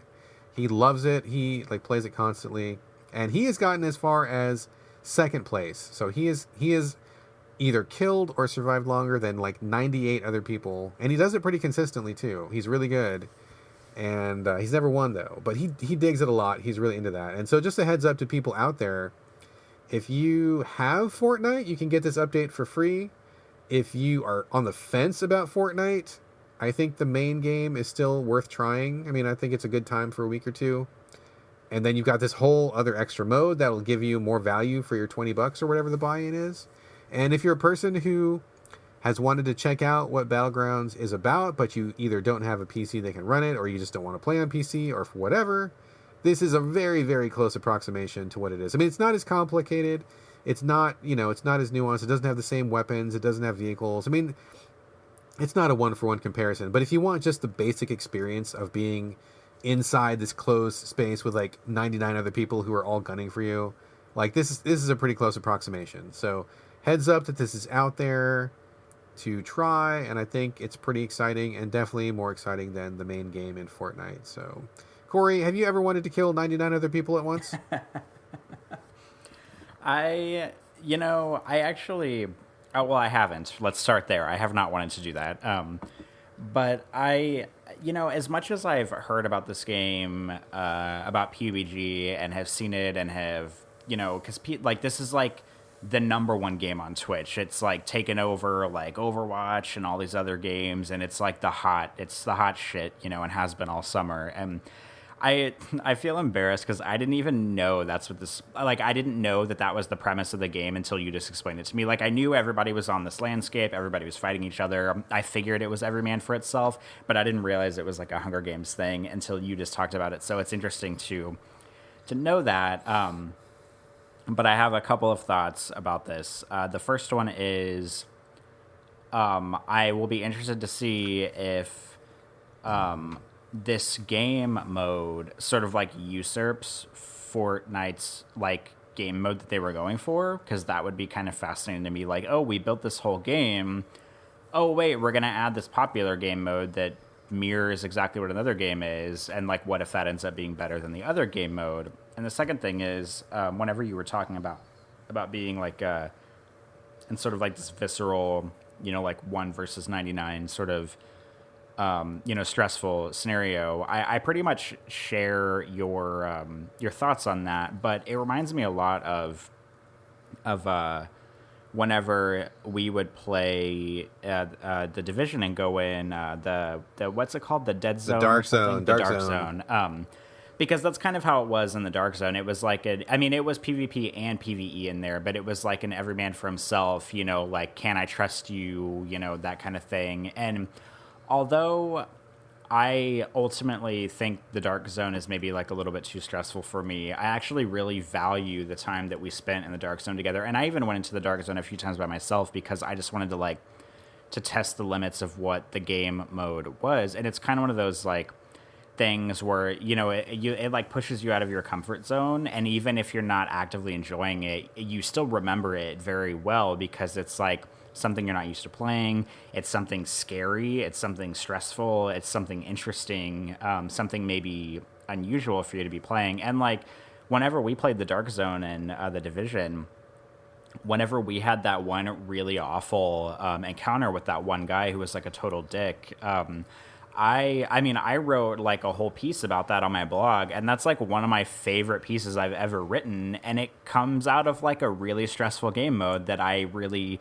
probably would never have experimented with if it hadn't been for playing with you guys. So like, I feel like that's the kind of experience that I would get if I played Battlegrounds, because like I'm not really into that kind of game, but I could see how it would be like so high stress and so like atypical of what I would usually play that it would be memorable in that regard, even if it's not maybe my favorite thing to play. Yeah, I mean, it definitely goes to show that there is value in games that are maybe not necessarily fun. I mean, I think a lot of people would say that Battlegrounds was really fun, and my son really enjoys it. He doesn't feel nearly as stressed out as I did for whatever reason. And, you know, clearly a lot of people think it's fun to watch, but I think it's pretty fun to watch. Like, watching him, I think, is way more enjoyable to me than playing it myself. So I can understand why people are really into it. But yeah, I mean, I think that, you know, games, as we said before, don't necessarily have to be fun if they have some other value to them. Maybe they make you feel stressed, or they make you feel some other feeling that you wouldn't ordinarily feel, or they put you in a situation where you just ordinarily wouldn't be. And then you can learn something about yourself. You can learn something about other people, or just learn about your preferences. Or, I mean, I think there's definitely learning that can happen in any game, especially like you said, when you get out of your comfort zone. So for me, this was definitely outside of my comfort zone a lot. And it got me thinking that when the actual Battlegrounds launches, it's going to be launching on Xbox One, which is kind of unfortunate because I only have one, and I'm sure that if I was going to play this, I would want to like group up again. It's going to be eventually coming to PS4 as well. I cannot imagine that they would be only on Xbox One, because that seems like a lot of money left on the table for these guys. It might be a timed exclusive or whatever, but we should do a couple of rounds of this when it comes out. I mean, probably really stressful. It would be like playing like the Dark Zone all the time, which is, I felt like, really stressful as well. But also, you know, like you said, it created some fun memories. It gave us something to think about. And, you know, like after you're done, once you wash away some of the PTSD scars from that time, you know, you do feel like, I don't know, a stronger person for having survived it, maybe. Yeah, that's really true. Like, you both know that you shared some kind of like death-defying, like almost like a hazing type experience where like you went through hell together, and it was an experience and you shared it with somebody and you'll never forget it. Yeah, totally, totally. I mean, I don't want to equate it with like being a nom or anything, but that's kind of what I think of as like, oh my God, remember that time that we went in Battlegrounds and we took like second, third, and fourth? Oh, what a crazy night that was. You know, like it would totally be like one of those things. Yeah, We would never rank that high though, but you know, you get the idea. Yeah, I'll be interested to see how it goes over on Xbox because that was like during Microsoft's press conference at E3. That was one of their like big guns they brought out was like, oh, we're getting Battlegrounds exclusively on Xbox, and I feel like everybody was like, what? Whenever that happened, because it's kind of how I felt about like Super Hot, because Super Hot was like a year timed exclusive on Xbox One, and I was like, why wouldn't they bring that to PlayStation 4? Because like obviously the bigger audience is going to be on the PlayStation 4. Like it's pretty apparent that Microsoft is finding these indie devs that they think are going to produce darlings or have produced PC only darlings, and like probably giving them a shitload of money to bring their games to their console for, you know, either full exclusivity or a timed exclusivity. So I'm keeping my fingers crossed that Battlegrounds will eventually be on PlayStation 4, but I don't even know if I would really play it. I mean, if it's cheap or if it's free or if it's in some kind of beta, maybe. But if they're going to bring it out and it's going to be like a $60 game, I mean, I probably would not play it at that price. Yeah, totally. That would be like totally Gamefly for a weekend. We'd play a couple rounds, we'd be done with it. But, you know, the other thing that we haven't really considered is that maybe it's coming to Xbox One because the game is still in beta and Xbox has a stronger early access program than PlayStation does. I mean, I'm not in front of my Xbox One right now, but I know that like a lot of the games I have are like early betas. It's like, you know, Elite Dangerous was on there. That one Astroneer was on there. There's I don't have a list in front of me, but there's a lot more like beta early access games on Xbox One than there is on PS4. And so maybe that's a reason why they're more leaning that way. I mean, I'm sure that Microsoft gave them a bunch of money as well, because they are really hurting for exclusives right now. But I think that might be a big factor, too, for good or for ill, because honestly, I don't like beta games. I don't like unfinished games. I'm definitely like, finish your fucking game and then give it to me and then let me see what it's like. And even when you're finished, you're still not finished because you're going to patch it to hell afterwards. But I'm not really down with the whole, this is just what we have running right now and play it if you want to and we'll fix it as we go. Like I'm not a beta guy, so it's not a huge pull for me. I would much rather play a finished version, but we'll see what happens. I mean, if nothing else, maybe we could play a round of this early release on Xbox One if it's free or if it's not too expensive or whatever. I don't know what their plan for it is. I cannot imagine that they will not cash in on it, but we'll deal with that when the time comes. But anyway, getting back to the actual topic, this mode is now in Fortnite. If you have Fortnite, it's a pretty good version of Battlegrounds if you want to just get a taste of that on PS4 or wherever you are. So there we go. That is that. And am I ready to move on? I hope so. Okay, good. I was waiting to see if you were going to like pitch it back to me and like maybe make the transition, or maybe I'll just take care of that myself. I'll just do that. I will make my own transition. And I also played another game, which I would like to talk about right now, called Senko no Ronde 2, which is developed and published by, I don't even know how to pronounce her name, Degica? I guess. Okay. Whatever. Degica. Just launched September 7th on PS4 and PC.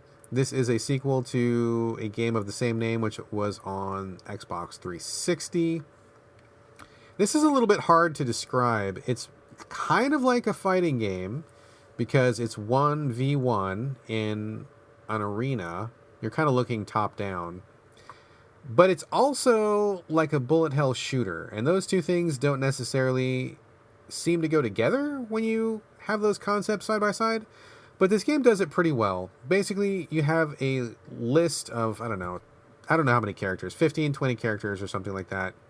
Each one is in a mecha suit, like a, various robot shapes. Some of them cooler than others. And you pick one, you go into an arena, which is just effectively like an open space. Like there's no environmental barriers, there's nothing to jump on. Like it's just an open space. And you shoot bullets at the other person. So you're flying around, dodging, dashing, blocking. Each character, as you would expect, has a variety of, regular attacks, special attacks, blocks, dodges, etc., etc., etc. And you just kind of it's hard to describe. It's hard to describe. I feel like I'm doing a very poor job of describing this, and I do this all the time. But if you can imagine two people in an arena and they just like have like a jillion bullets like firing at each other, that's basically what this game is.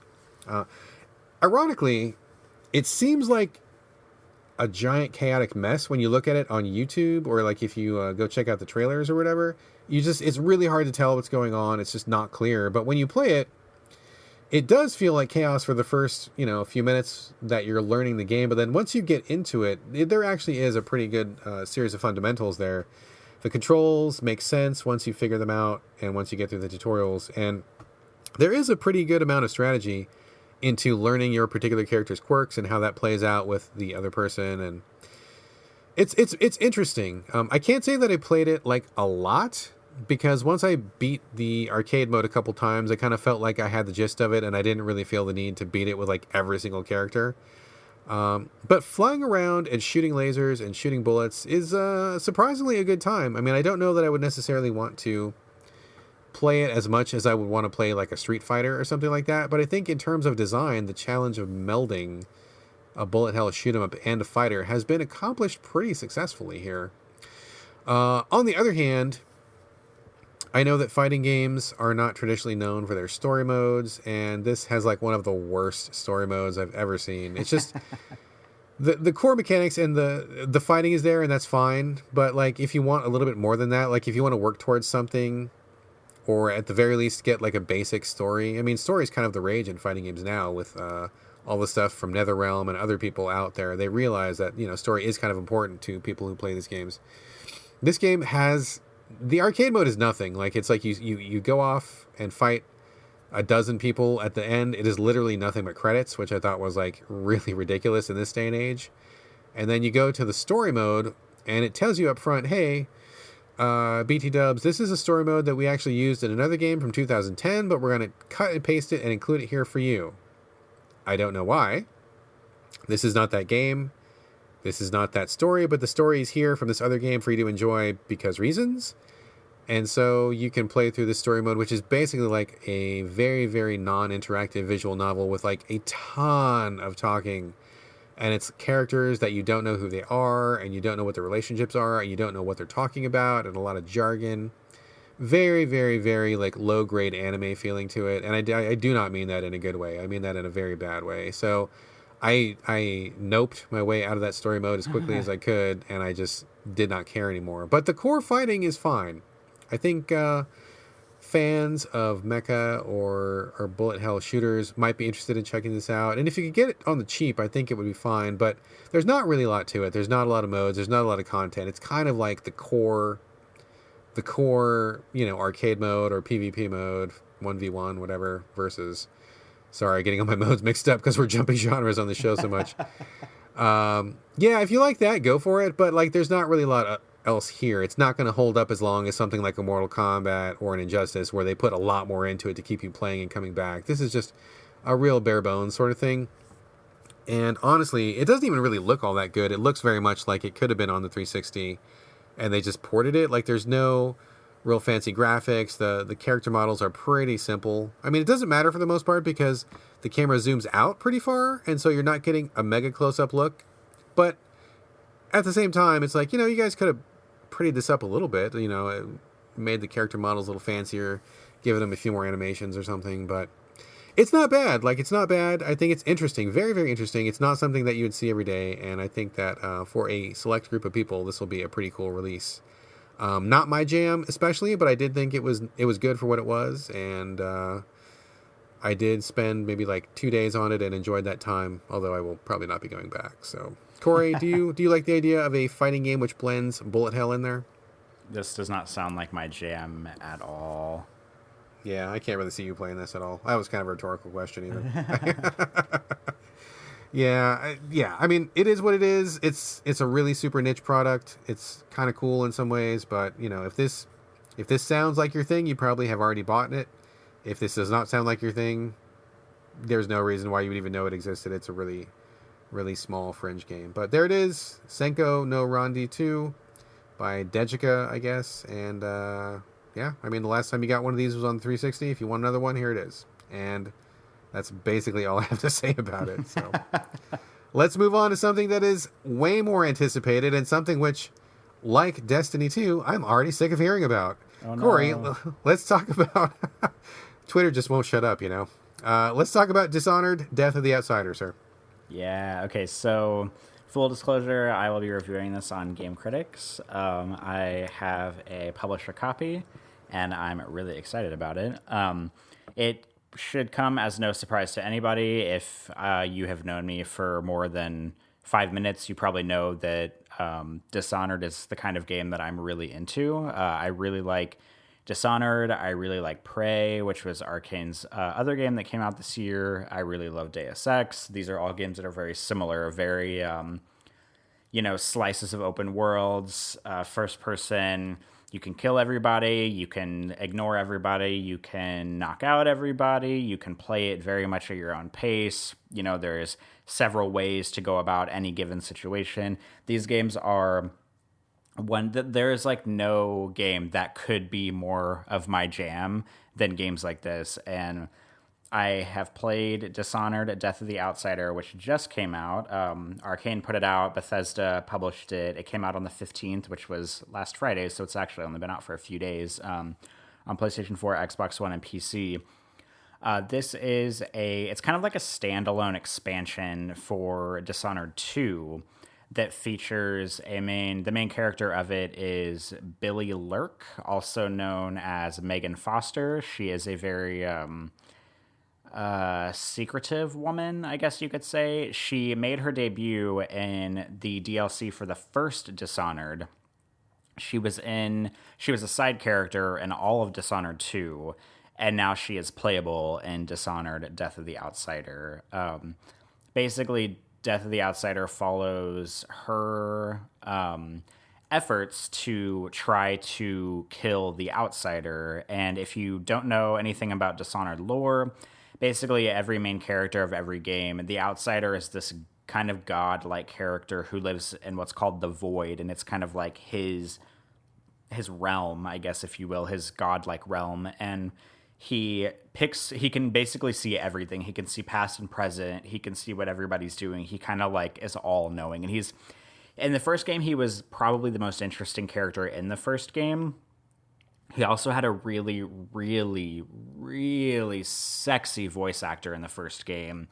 And then they replaced his voice actor in the second game, so he immediately got less interesting. And he was in the second game a lot more, which made him less interesting because the best way to spoil a mystery is to talk about it and reveal it more, and that's kind of what they did in the second one, but he's still an interesting character. He's just less interesting than he was in the first game. He's the guy that gives everybody their magic powers. Everybody in Dishonored that you play as has some sort of like magic abilities, like Blink was the big thing in the first game where you could teleport. That's sort of like one of the big hooks of the Dishonored game is that it has like a teleportation power, but that's not it. There's a lot of other powers.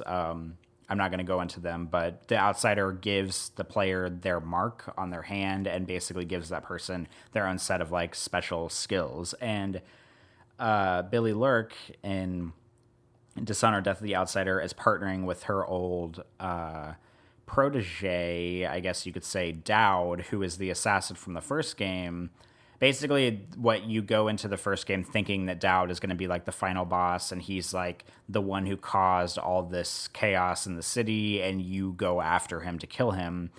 And he is in this DLC, so maybe you killed him, maybe you didn't. But I guess the canon is that he did not die in the game. So he is in this game. You play as Billy, you rescue him, and then you both make a plan to find the Outsider and to kill him, basically. I don't know. I'm sure because this is a Dishonored game, you probably don't actually have to kill the Outsider, despite the game being called Death of the Outsider, because one of the main things about Arcane's games is you can basically go through the entire game without killing anybody, final bosses included. So I will be surprised if they give you no option but to kill him at the end, but I haven't gotten there yet, so I'm not really sure how it's going to come together. I don't really have a ton to say about the game because basically this is one of those DLCs that's like, it's just like more Dishonored. Like if you like Dishonored 1, it's more of that. If you like Dishonored 2, it's more of that. If you didn't like Dishonored, this is not going to change your mind about how you feel about Dishonored, because it's basically just more of the same thing. That being said, I am enamored with Dishonored, so this is just more of that kind of gameplay that I love, because I'm all about sneaking around. I'm all about multiple ways to get to objectives. I'm all about teleporting onto rooftops and teleporting from lamppost to lamppost and exploring every nook and cranny of every person's house and every apartment and every office building and looking for every coin and every treasure I can find. This is just this is just heaven for me. I love Dishonored, and it feels nice to be able to settle in and play this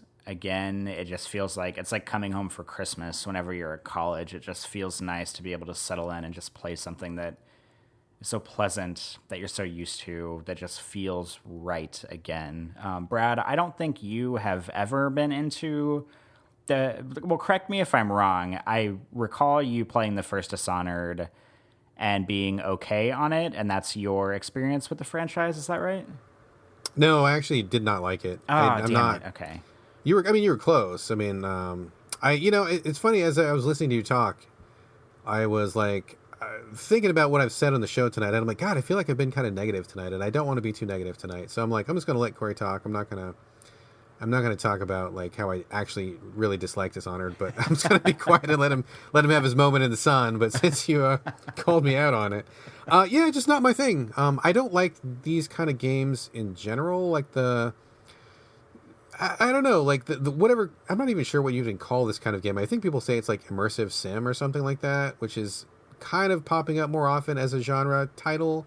I'm not sure exactly what the parameters of that are, but I'm not really big on first-person games in general, and I could not get on with the first game. It just didn't feel right to me. Like I couldn't be stealthy the way that I wanted to. Like I kept getting caught, and it was really frustrating. And the systems didn't feel good. I didn't like the art style. I didn't like the story. It just wasn't for me. Like nothing about it clicked for me at all. So I didn't even finish the first game. I think I stopped about halfway, and I just was done. I didn't play the second one, and I was like, this is just not my series, not my thing. Well, that's okay. I mean, no, I respect that it's not your thing. I know it's not for everybody, and really, like, there's probably like no amount of negative things you could say about Dishonored that would like make me feel bad or like change my opinion. So even if you were like, oh, I hate this and I hate that and this is stupid and this doesn't make sense, I would be like, okay, Brad, that's fine, but I still love this game. So I think the most, maybe not the most interesting thing about Dishonored Death the Outsider, but a couple things that pop out to me that I like immediately that are a little bit different than normal Dishonored things is the thing that I find fascinating about the Dishonored franchise is that the first game had Blink, which was the teleport ability. And then the second game built on it, and because you could play as Emily in the second game, and she does not have a direct copy of Blink because every character kind of has their own skill set. But it was more or less the same thing, but in her version, like sort of like a shadow arm like reached out and it kind of like pulled her to that surface in an arc. So it kind of like, it just changed it enough for it to feel different, but it was still familiar. And Arcane have done it again because you're not playing as either of the characters from the first two games. Billy Lurk, her version of Blink is actually pretty well done. You hold the left trigger and it brings up sort of like a silhouette in the future. Like there's an arc and you can see like a silhouette of her character model. And you can place it somewhere. And then if you let go of the left trigger, the silhouette stays there. And you can move around anywhere you want. And as long as you stay within eye shot of the silhouette, you can look back and press L2 again and she teleports to it.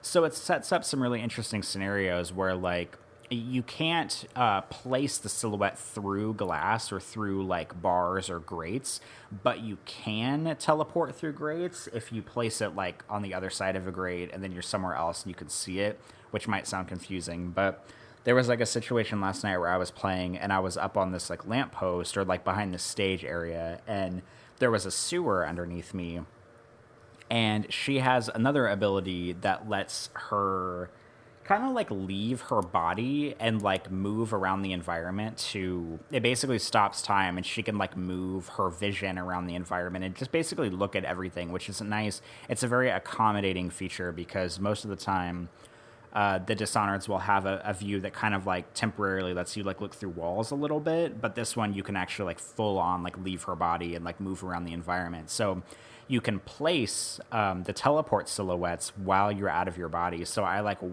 flew down the stairs and like under this grate, and I like placed a teleport where I would be in eyesight through the grate above the stage.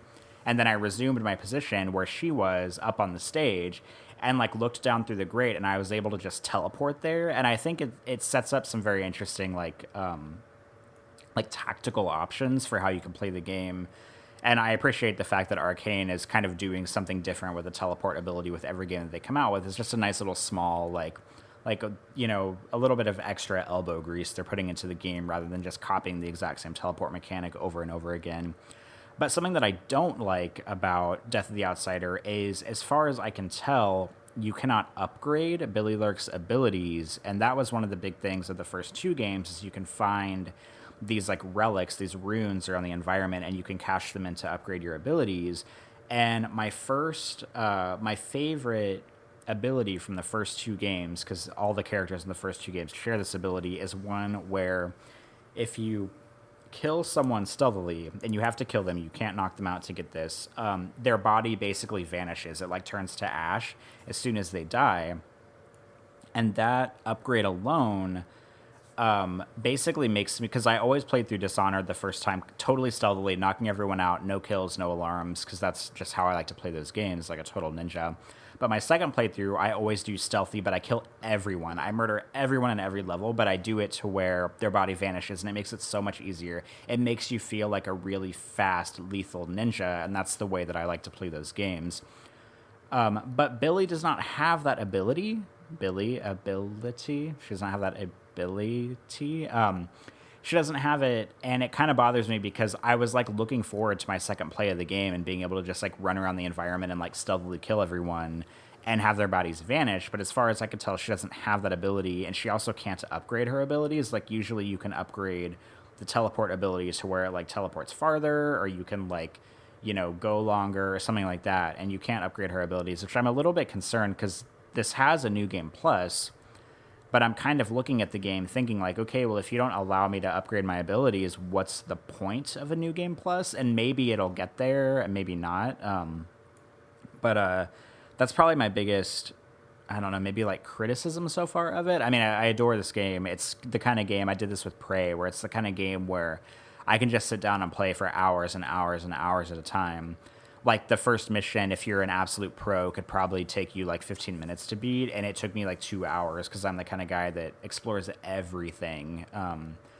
But I'm just a little bit worried about the upgrade-iness, and I'm also worried about the not being able to hide bodies thing, or not being able to make the bodies vanish, because that's one of my favorite things from the first two games. But I mean, it is what it is. Those are very small complaints on top of more of a game that I'm already in love with and expect to continue loving the more I play it, I think. Right. Well, I mean, I don't know how large this add-on is, but as something that just ends up being kind of a standalone, I mean, you can only expect so much from it. I mean, I guess it's probably just, nice for fans of the game like yourself to get a little bit more, even though it may not be as large or as in-depth as the other ones. I mean, just knowing what I know, maybe just the story choices, or like who you choose to kill or not kill, would be the reason to replay, rather than going through with different powers or being able to play much more differently. I mean, I'm just kind of just stabbing in the dark on that, but yeah, maybe. I mean, it sounds very much like you said, kind of more of the same, though. I mean, there's no reason for anybody who didn't get on with Dishonored in the past to jump in now, though, is there? Absolutely not. If you did not like Dishonored, I would definitely not recommend starting here. This is almost like a Mass Effect 3 kind of thing, because all of the Dishonoreds build on the stories from the last ones. So even if you did choose to start here, you're going to have no fucking clue what's going on, because all the characters... I mean, I don't know. The way Arcane does their Dishonored stories is actually kind of fascinating, because like Billy Lurk plays such a big part of Dishonored 2, but if you didn't play the Dishonored 1 DLC, you won't even know who she is going into Dishonored 2, which is kind of like maybe not the best way to do it. Like maybe she should have had a role in the first Dishonored, but I mean, I'm somebody who's played every scrap of DLC for all the Dishonored, so I'm like fully on board with the story. But yeah, if you haven't played anything up to this point, I would not recommend this being the place to start. But the good news is that it is cheaper. I think, I mean, the download for it was 24 gigs on PlayStation 4, which is substantially bigger than I thought it was going to be. And I think it's only like 20 or 30 bucks in the PSN, and they sell an edition that comes with Dishonored 2, so they pack them both together, and I feel like that's only like 50 or 60. So if you're someone who was thinking about playing Dishonored 2, I would pick up the version that has both of them in it, because then you get all of Dishonored 2 and you get the Death of the Outsider DLC packed in, and I'm pretty sure it's like 50 or 60, so it's cheaper than, full price Dishonored 2 was at launch. Yeah. Right on. Well, I'm sure that it's nice to get more of that for fans who have been following the entire thing all the way through. I will probably stay away, but I know a lot of people are really digging on this game this year, and a lot of people were very excited, as I kind of suggested in a roundabout way at the beginning of the segment. My Twitter feed is just on fire with people talking about this right now, and people posting clips and talking about stuff, and it's kind of funny because I played the first one, and in fact, now that I think about it, I actually did play a few minutes of the second one, and I did not get very far because I just did not care for it. But I was looking at Twitter, and I was getting just deluged with like all these videos and people saying, "Oh, look at my thing, and look what I did," and talking about XYZ. And I watched this one clip that somebody posted. They're like, "Oh yeah, this is so badass," and I watched the clip, and like I just had no idea like what I was even looking at. Like it was just like somebody got killed, and then he blinked over, and then somebody died, and I'm like, what was I supposed to see in that video? Like I don't get it. Like I'm so far removed from the series. Somebody posting what is ostensibly a badass moment that I'm supposed to be like awed by. I'm like, I totally missed the point of what you were even trying to show me on that. So I am definitely not in the Dishonored circle, and that is okay with me. But I'm very glad you enjoy it. Happy that you're in that groove. I mean, between this and Prey, this has been a pretty good year for you. Yeah, no kidding. And I mean, I feel like Dishonored, Death of the Outsider will very likely end up on my top 10 for the end of the year. I mean, it's just like the perfect marrying of like these are exactly the kind of games that I like. I love just being able to get lost in a world that doesn't pressure you to do anything in a certain way and doesn't pressure you to do anything quickly or anything, and like a fast pace, like in a Call of Duty way. That's my favorite thing about these games, is that there's no sense of urgency, and you just get to drop in, do everything exactly how you want to do it, as quickly or as slowly as you want to do it, and really like canvas the environment as much as you want to, or you can just go straight for the kill if you want to. And yeah, Prey was an arcane game too, so it was very much like this, and Dishonored is just more of that, and I just love this genre of game. I absolutely adore it. It's perfect for me. Right on. Well, I will look forward to you talking about this in December, I'm sure. Indeed. Well, we have one more game to talk about, right? Yeah, one more, and then we'll move on to a question that someone had sent in. But I will talk about my game first. I feel like I've been a little bit more negative than I wanted to be this evening. I don't know quite how that happened, and I don't want to be Mr. Downer all the time. So I'm going to end on a strong note with a game that I absolutely adore, that I'm really, really pleased with, and that I really think is a very smart game. Ironically, it has a very generic, unknown, weird, like you would never look twice at this ever. Like I don't think I would even look twice at this if the developer had not sent me a code. But it's called X-Morph Defense, which tells you basically nothing about anything. It sounds so random, and like it should be like $14 in a bargain bin somewhere. But it is actually a very excellent game. It's by Xor Studios, who I've never heard of before. Launched August 30th on PS4, Xbox One, and PC. I am playing it on PS4 right now. So this is an active tower defense game, and I think most people probably know what that is, but just in case you don't. So the tower defense, as the genre goes, you place towers along a path that enemies are going to go on, and then hopefully you will erect enough towers that they will mount a strong enough defense that all the enemies will be killed before they make it to your base. And it's a pretty passive genre, and I don't like that genre very much because I feel like my hands are tied all the time because you make one mistake, like you put a tower in the wrong place or you put the wrong kind of tower, enemies just like, blow past it, they get to your defenses, you got to do the whole thing over again. You don't have a lot of power generally to stop that from happening. You just hope that your plan works, and then if the plan doesn't work, then you're fucked. So I don't like the tower defense genre very much at all. I just don't care for it.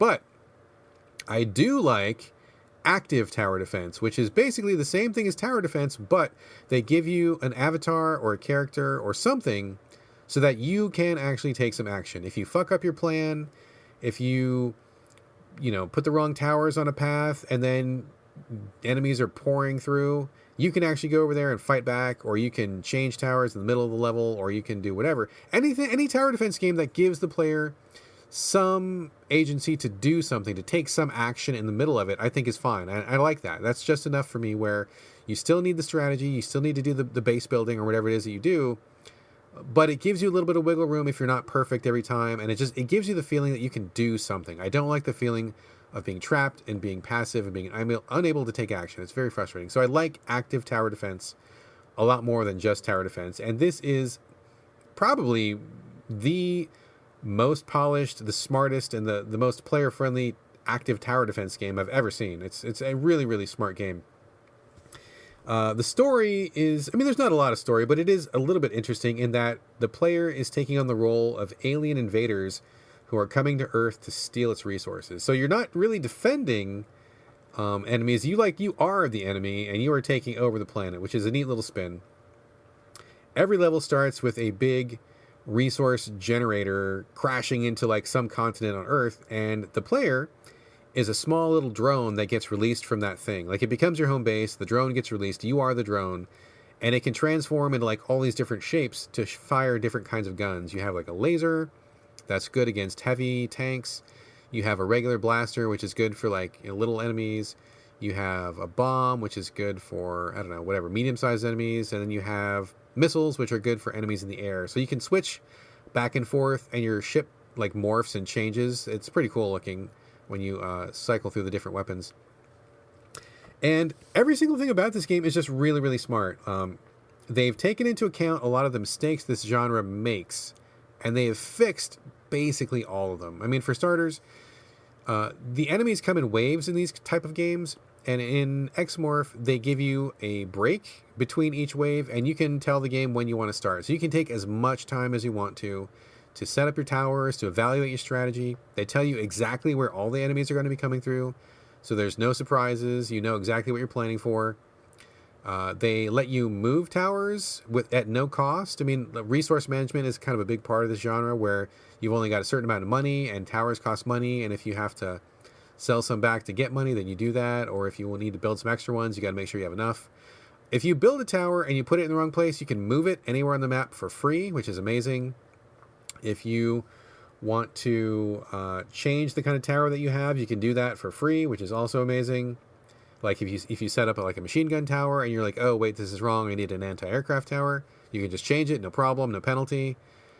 It has checkpoints between each wave, so if you do really well in a mission and then you just for whatever reason fuck something up hardcore, you only have to do the last wave, you don't have to do the entire mission again, which is like a godsend because some of these levels can be really long. And when you get to the tech tree for your drone, you upgrade as the game goes on, you get better weapons and more abilities. You can put those points into your skill tree. If you don't like that thing that you got, you just take it right back out and move it around, no penalty, which is great. It's like as fucking player friendly as you can possibly be. And it's like they want you just to play the game and enjoy it.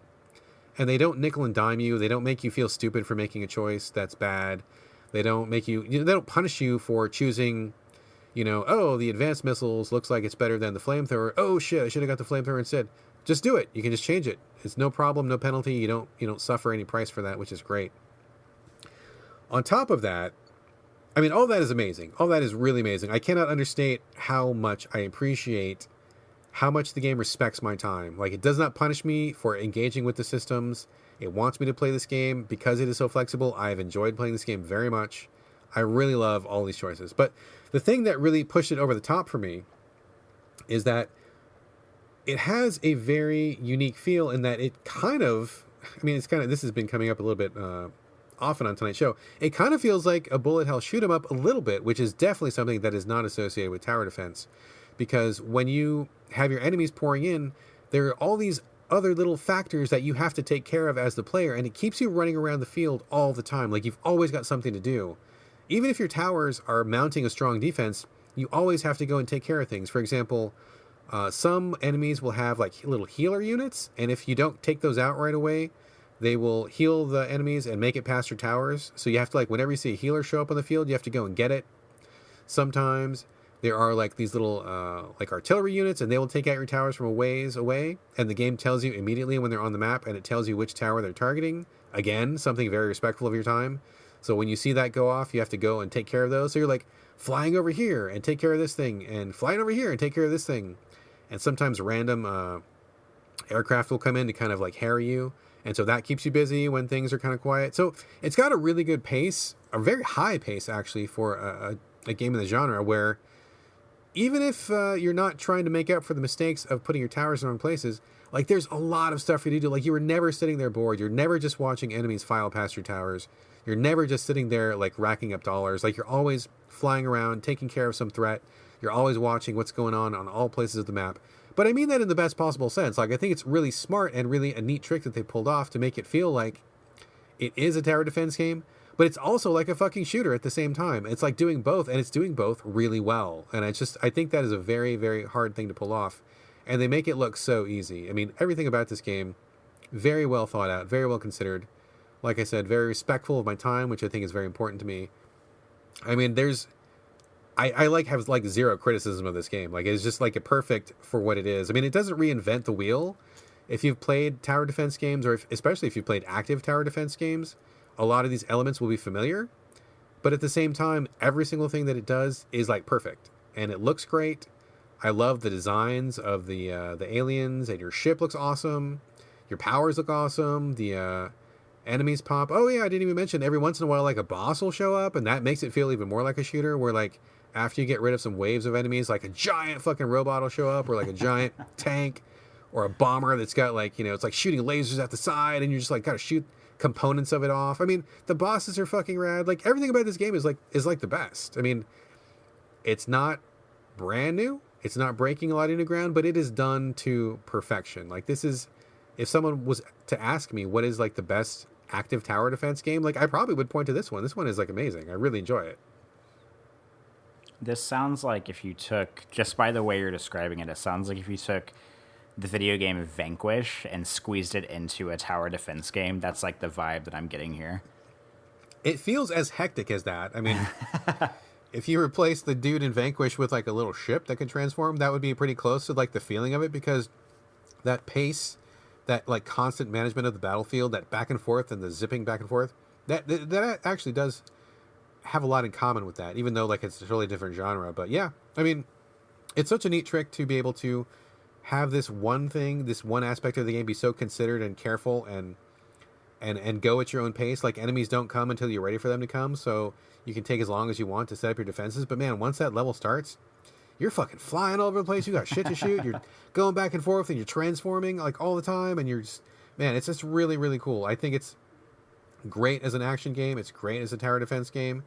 It's a perfect blend, and I just cannot say how much I appreciate how little it punishes you. I mean, it gets hard. They definitely want you to master the systems. I'm playing on the easiest difficulty mode, and I still think it's pretty challenging. Like, the first couple ones were a cakewalk, and then once some of the tougher enemies start showing up, like, I'm constantly like doing something, and I'm constantly busy, and it's not easy. So I shudder to think of what the advanced difficulties are like. So you have to master the game. Like, you have to master your ship. You have to know exactly which enemy is weak to which weapon, and like what, study the battlefield properly and place your towers very properly. It is demanding in that sense. Like, it is not a cakewalk under any circumstances, but it is on point. Like, everything that it does is fair, and it wants you to play, and it doesn't nickel and dime you, and it just, I love that attitude. Like, it feels like the developers know they have a good product. They don't need to do any stupid tricks. They don't need to artificially lengthen anything that you do by, making you start the whole level over, or by making you grind for more money. Like, none of that happens. Like, it is just like the smoothest possible play experience in a very polished game with a lot of smart decisions that is really just about the gameplay and not about pulling any cheap tricks on you. So I have like literally nothing bad to say about it. This is an amazing game. Excellent example of the genre. And these guys, this XOR Studios, I'm going to have to look them up and see what else they've done, if anything, because these guys have their fucking heads on straight. I'll tell you that much. This game is put together tight, and I have nothing but respect for it. I'm enjoying the hell out of it. I'm playing a couple levels a day, just having a great time. I will be doing a full review on Game Critics, but I can say with no reservations, if you like tower defense, or if you especially like active tower defense, pay attention. Don't be swayed by the super generic title. The screenshots they put up have a very like 90s feel to them, which is kind of weird. But just buy this game. Like if anything I've said sounds good, if you like these genres, just get it. It's really, really good. I've got absolutely nothing bad to say about it. It is fantastic. Well, good. I'm glad to hear that. I probably would not play this, but I'm glad that you don't hate everything, Brad. I really don't hate everything, and it just, you have to not like something in order to really like something. You have to really see the bad before you can really appreciate the good. And even though I don't want to skew too negative in general, and definitely not on the show, this is something that, like, after you played a bunch of bad ones, you can really see how well this one's put together. So I love this game. I think it's really great. I'm just having the best time with it. Good. Do you have anything else to say about it before we move on to Q&A? No, just definitely recommend it. Everybody pick it up. It is worth the cash. But now, let's get on to our... we have a question from a listener, don't we? We do. We have a single listener question this week. This is from our good friend Jez in the UK. And the question is... Jez states, I just bought a copy of World of Final Fantasy secondhand for £15 as it came out 11 months ago. I get a disc which allows me to trade it in for another game in the future. If I had downloaded it from the PlayStation Store, it would have cost £50, and I'd have no physical copy to trade in the future. Whilst I want to support the developer, why won't the PlayStation Store sell their games at quote-unquote market value rather than recommended retail price? And do you think renting games, for example, cheaper than paying recommended retail price, is more friendly to the developer than buying secondhand? Brad, do you want to go first? Sure. So as someone who generally likes physical media, I feel where Jez is coming from, and I buy tons of used games, and I know that developers don't get a cut of that. But I mean, let's keep it real. Gaming is a really expensive hobby, and not everybody is a millionaire. So on the one hand, I get that people make games, they have to feed their families, they have to make money, they have to have income. That is a real thing, and I respect that. At the same time, this kind of gets back to the question of, like, what is fair between the seller and what is fair to the buyer? I think that historically, it has been very slanted towards the seller and not towards the buyer. So, like, as a consumer, most oftentimes I buy a game and that's it. Like, I have no recompense if the game is not to my taste, if I just want to, do something else with it. Like, you can't get your money back for it. So in that sense, I feel like renting a game or buying a game used is safer for the person buying the game because, $60 or, however that breaks down to pounds or whatever it is, it's a lot of money for a lot of people. That's a lot of money for me. It's a lot of money for a lot of folks. And in general, you can't return those. So what is your only option is to, as hedging your bet a little bit, you want some insurance in case this game ends up not being your thing. You want to be able to get some money back for it. So it's like, on the one hand, I get that people got to get paid and that's fine. But at the same time, I really wish that there was some other avenue. Like, if you could just return a game if you didn't like it rather than going the used route, I would feel better about doing that. But, basically it boils down to the consumer getting fucked if you buy a game and you don't like it, especially with downloads. I mean, you can't do anything with a download. You can't uninstall it and give that to somebody else. I mean, you can't trade it to anybody. So I feel like that is a really not consumer-friendly practice that we've gotten into, and I don't feel like it's very fair. So with that in mind, I feel like getting a physical disc with a future of possibly trading it in or renting first is really the only protection that a consumer has in most cases. I mean, I know that some places do refunds now. I know that Steam does refunds if you do that. play a game in less than 2 hours or something, and you can return it in less than 2 hours and get a refund. That's great. I've done that. I think that's a very pro-consumer move, which I like very much. I don't know if you can do that on Xbox. I think you might be able to do that on Xbox. I don't think you can do it on PlayStation. So until there's a situation where a person who buys a game can get their money back just if the fact they don't like it, or if it doesn't run properly for them or whatever, I think that, it's only fair to wait for a sale or buy a disc and trade it in or something like that, or buy used. On the other hand, if it's something that I really like if I know for a fact I'm going to like a game, I will buy a full price game to support someone. I mean, I'll go out of my way to support indies if I think they're putting out a game that I enjoy and I want to support them. I'll throw some cash their way or whatever. I mean, I think that's fine too, but it's hard for me to say that I want to support developers when I feel like they don't want to support us back. I feel like it's a one-way street historically, and that's not really acceptable to me. So the price of that is people buying secondhand or renting. What do you think, Corey? I don't really have a whole lot to add to that sentiment. I mean, I do a pretty healthy mix of buying stuff digitally and buying stuff physically, but I nearly buy almost everything on sale, either on sale or on some kind of clearance edition or something. I'll buy, Gamefly sends out sale emails maybe once every couple months, and they generally, all their games are $20 and below, and it's games that they have purchased that they rent out to people, and then once the popularity for those games starts dying down, then they sell off some of their copies. And I buy a lot of games that way. I buy a lot of games on the PSN digitally. One thing that I wish, because I totally understand, if you open the PlayStation Network and you see a game that you want to buy and it's a year old and it's still $50 on the PSN, but you can drive 10 minutes down to GameStop and it's $15. Obviously the most consumer friendly, or the thing that you want to do is to buy the cheaper version, obviously. But one thing I wish Sony would do is, and they already do this kind of well right now, is just do more sales. I mean, it's no surprise that if you're a PC gamer, I mean, I'm sure there's metrics out there about if you spend X $1,000 to build your PC and you're a gamer, if you buy everything on cheap Steam sales, it's going to pay for itself in a year or 2 years or something, because Steam has a shitload of sales. I mean, they have games that are $1, that are $2, that go on their summer sale and their winter sale and their stuff like that.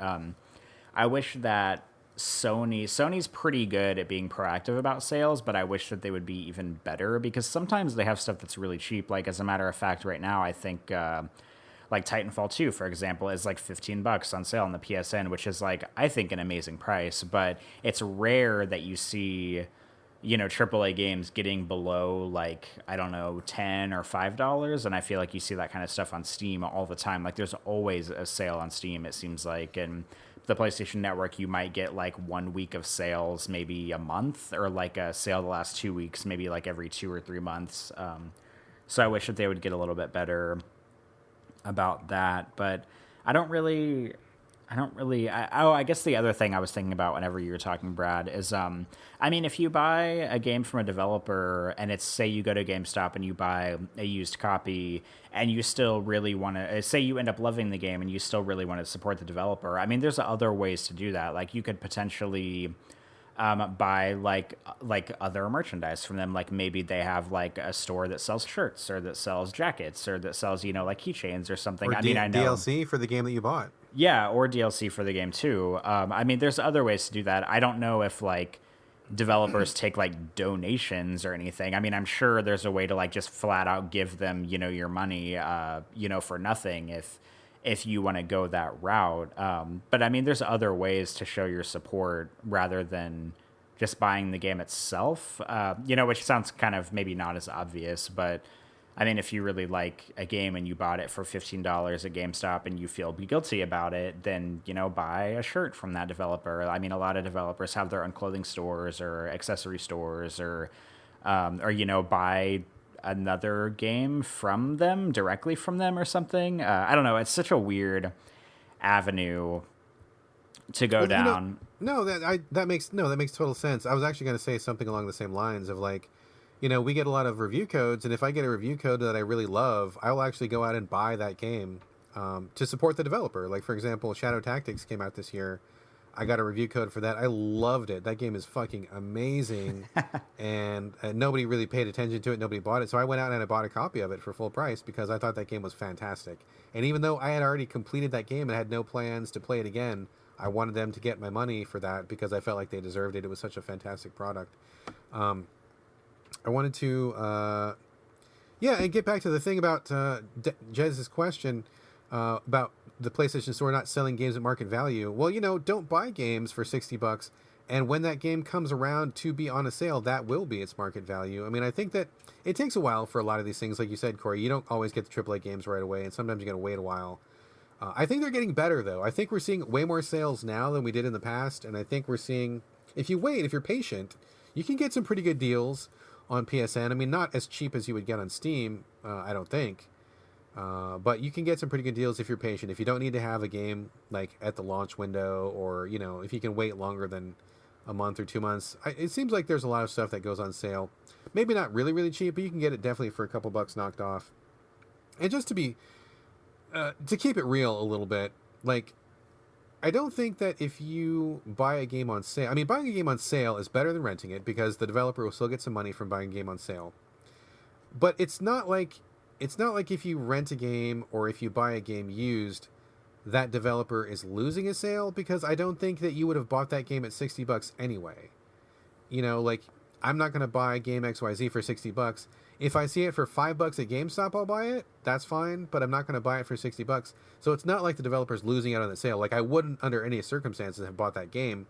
But if you play that game, like we were just talking about, you can buy a shirt if you really like the game a lot. You can buy the DLC for that game, so the developer will get money for that. Also, it'll just like generate word of mouth. Like, if you buy some game and you really like it, you tell your friends about it, maybe they'll buy that game, and that money will go to the developer. Or you'll be more inclined to buy a game from that same developer in the future. So maybe you got, I don't know, whatever. You bought Gears of War for $3 and you really liked it, and then you bought, Gears of War 2 for full price. I mean, that's a thing that happens all the time. So I think that there's a lot more to it than just developers, one sale equals one income and we need this income to survive. I mean, I think it's a much more complicated picture than that, especially when you take into account that things can go on sale, that things are in the market a lot longer. Because, with downloads and stuff being available on PSN and services, like, some of these games are, like, available basically forever. So, there's a very long tail to that, and as long as a game keeps coming up in the conversation, or if they keep going on sale, like, the developer will get more and more income from that as it goes on in time. So, maybe just building up word of mouth, whether that's through a rental or something on sale, it eventually will pay off for them in the future, I think. Unless your game is called PT and it's put out by Konami, and then they just rip it from the PlayStation Store completely, unless it's that game. Yeah, although that was free to begin with, so I guess not a lot lost there. But anyway, so Jez, I know we kind of went all over the field on that. Hopefully we answered your question. I was rambling, sorry. Corey, did you anything else to follow up with Jez on that, or? Not really. That's probably between what you and I said. I feel like we went about every avenue we possibly could to answer that.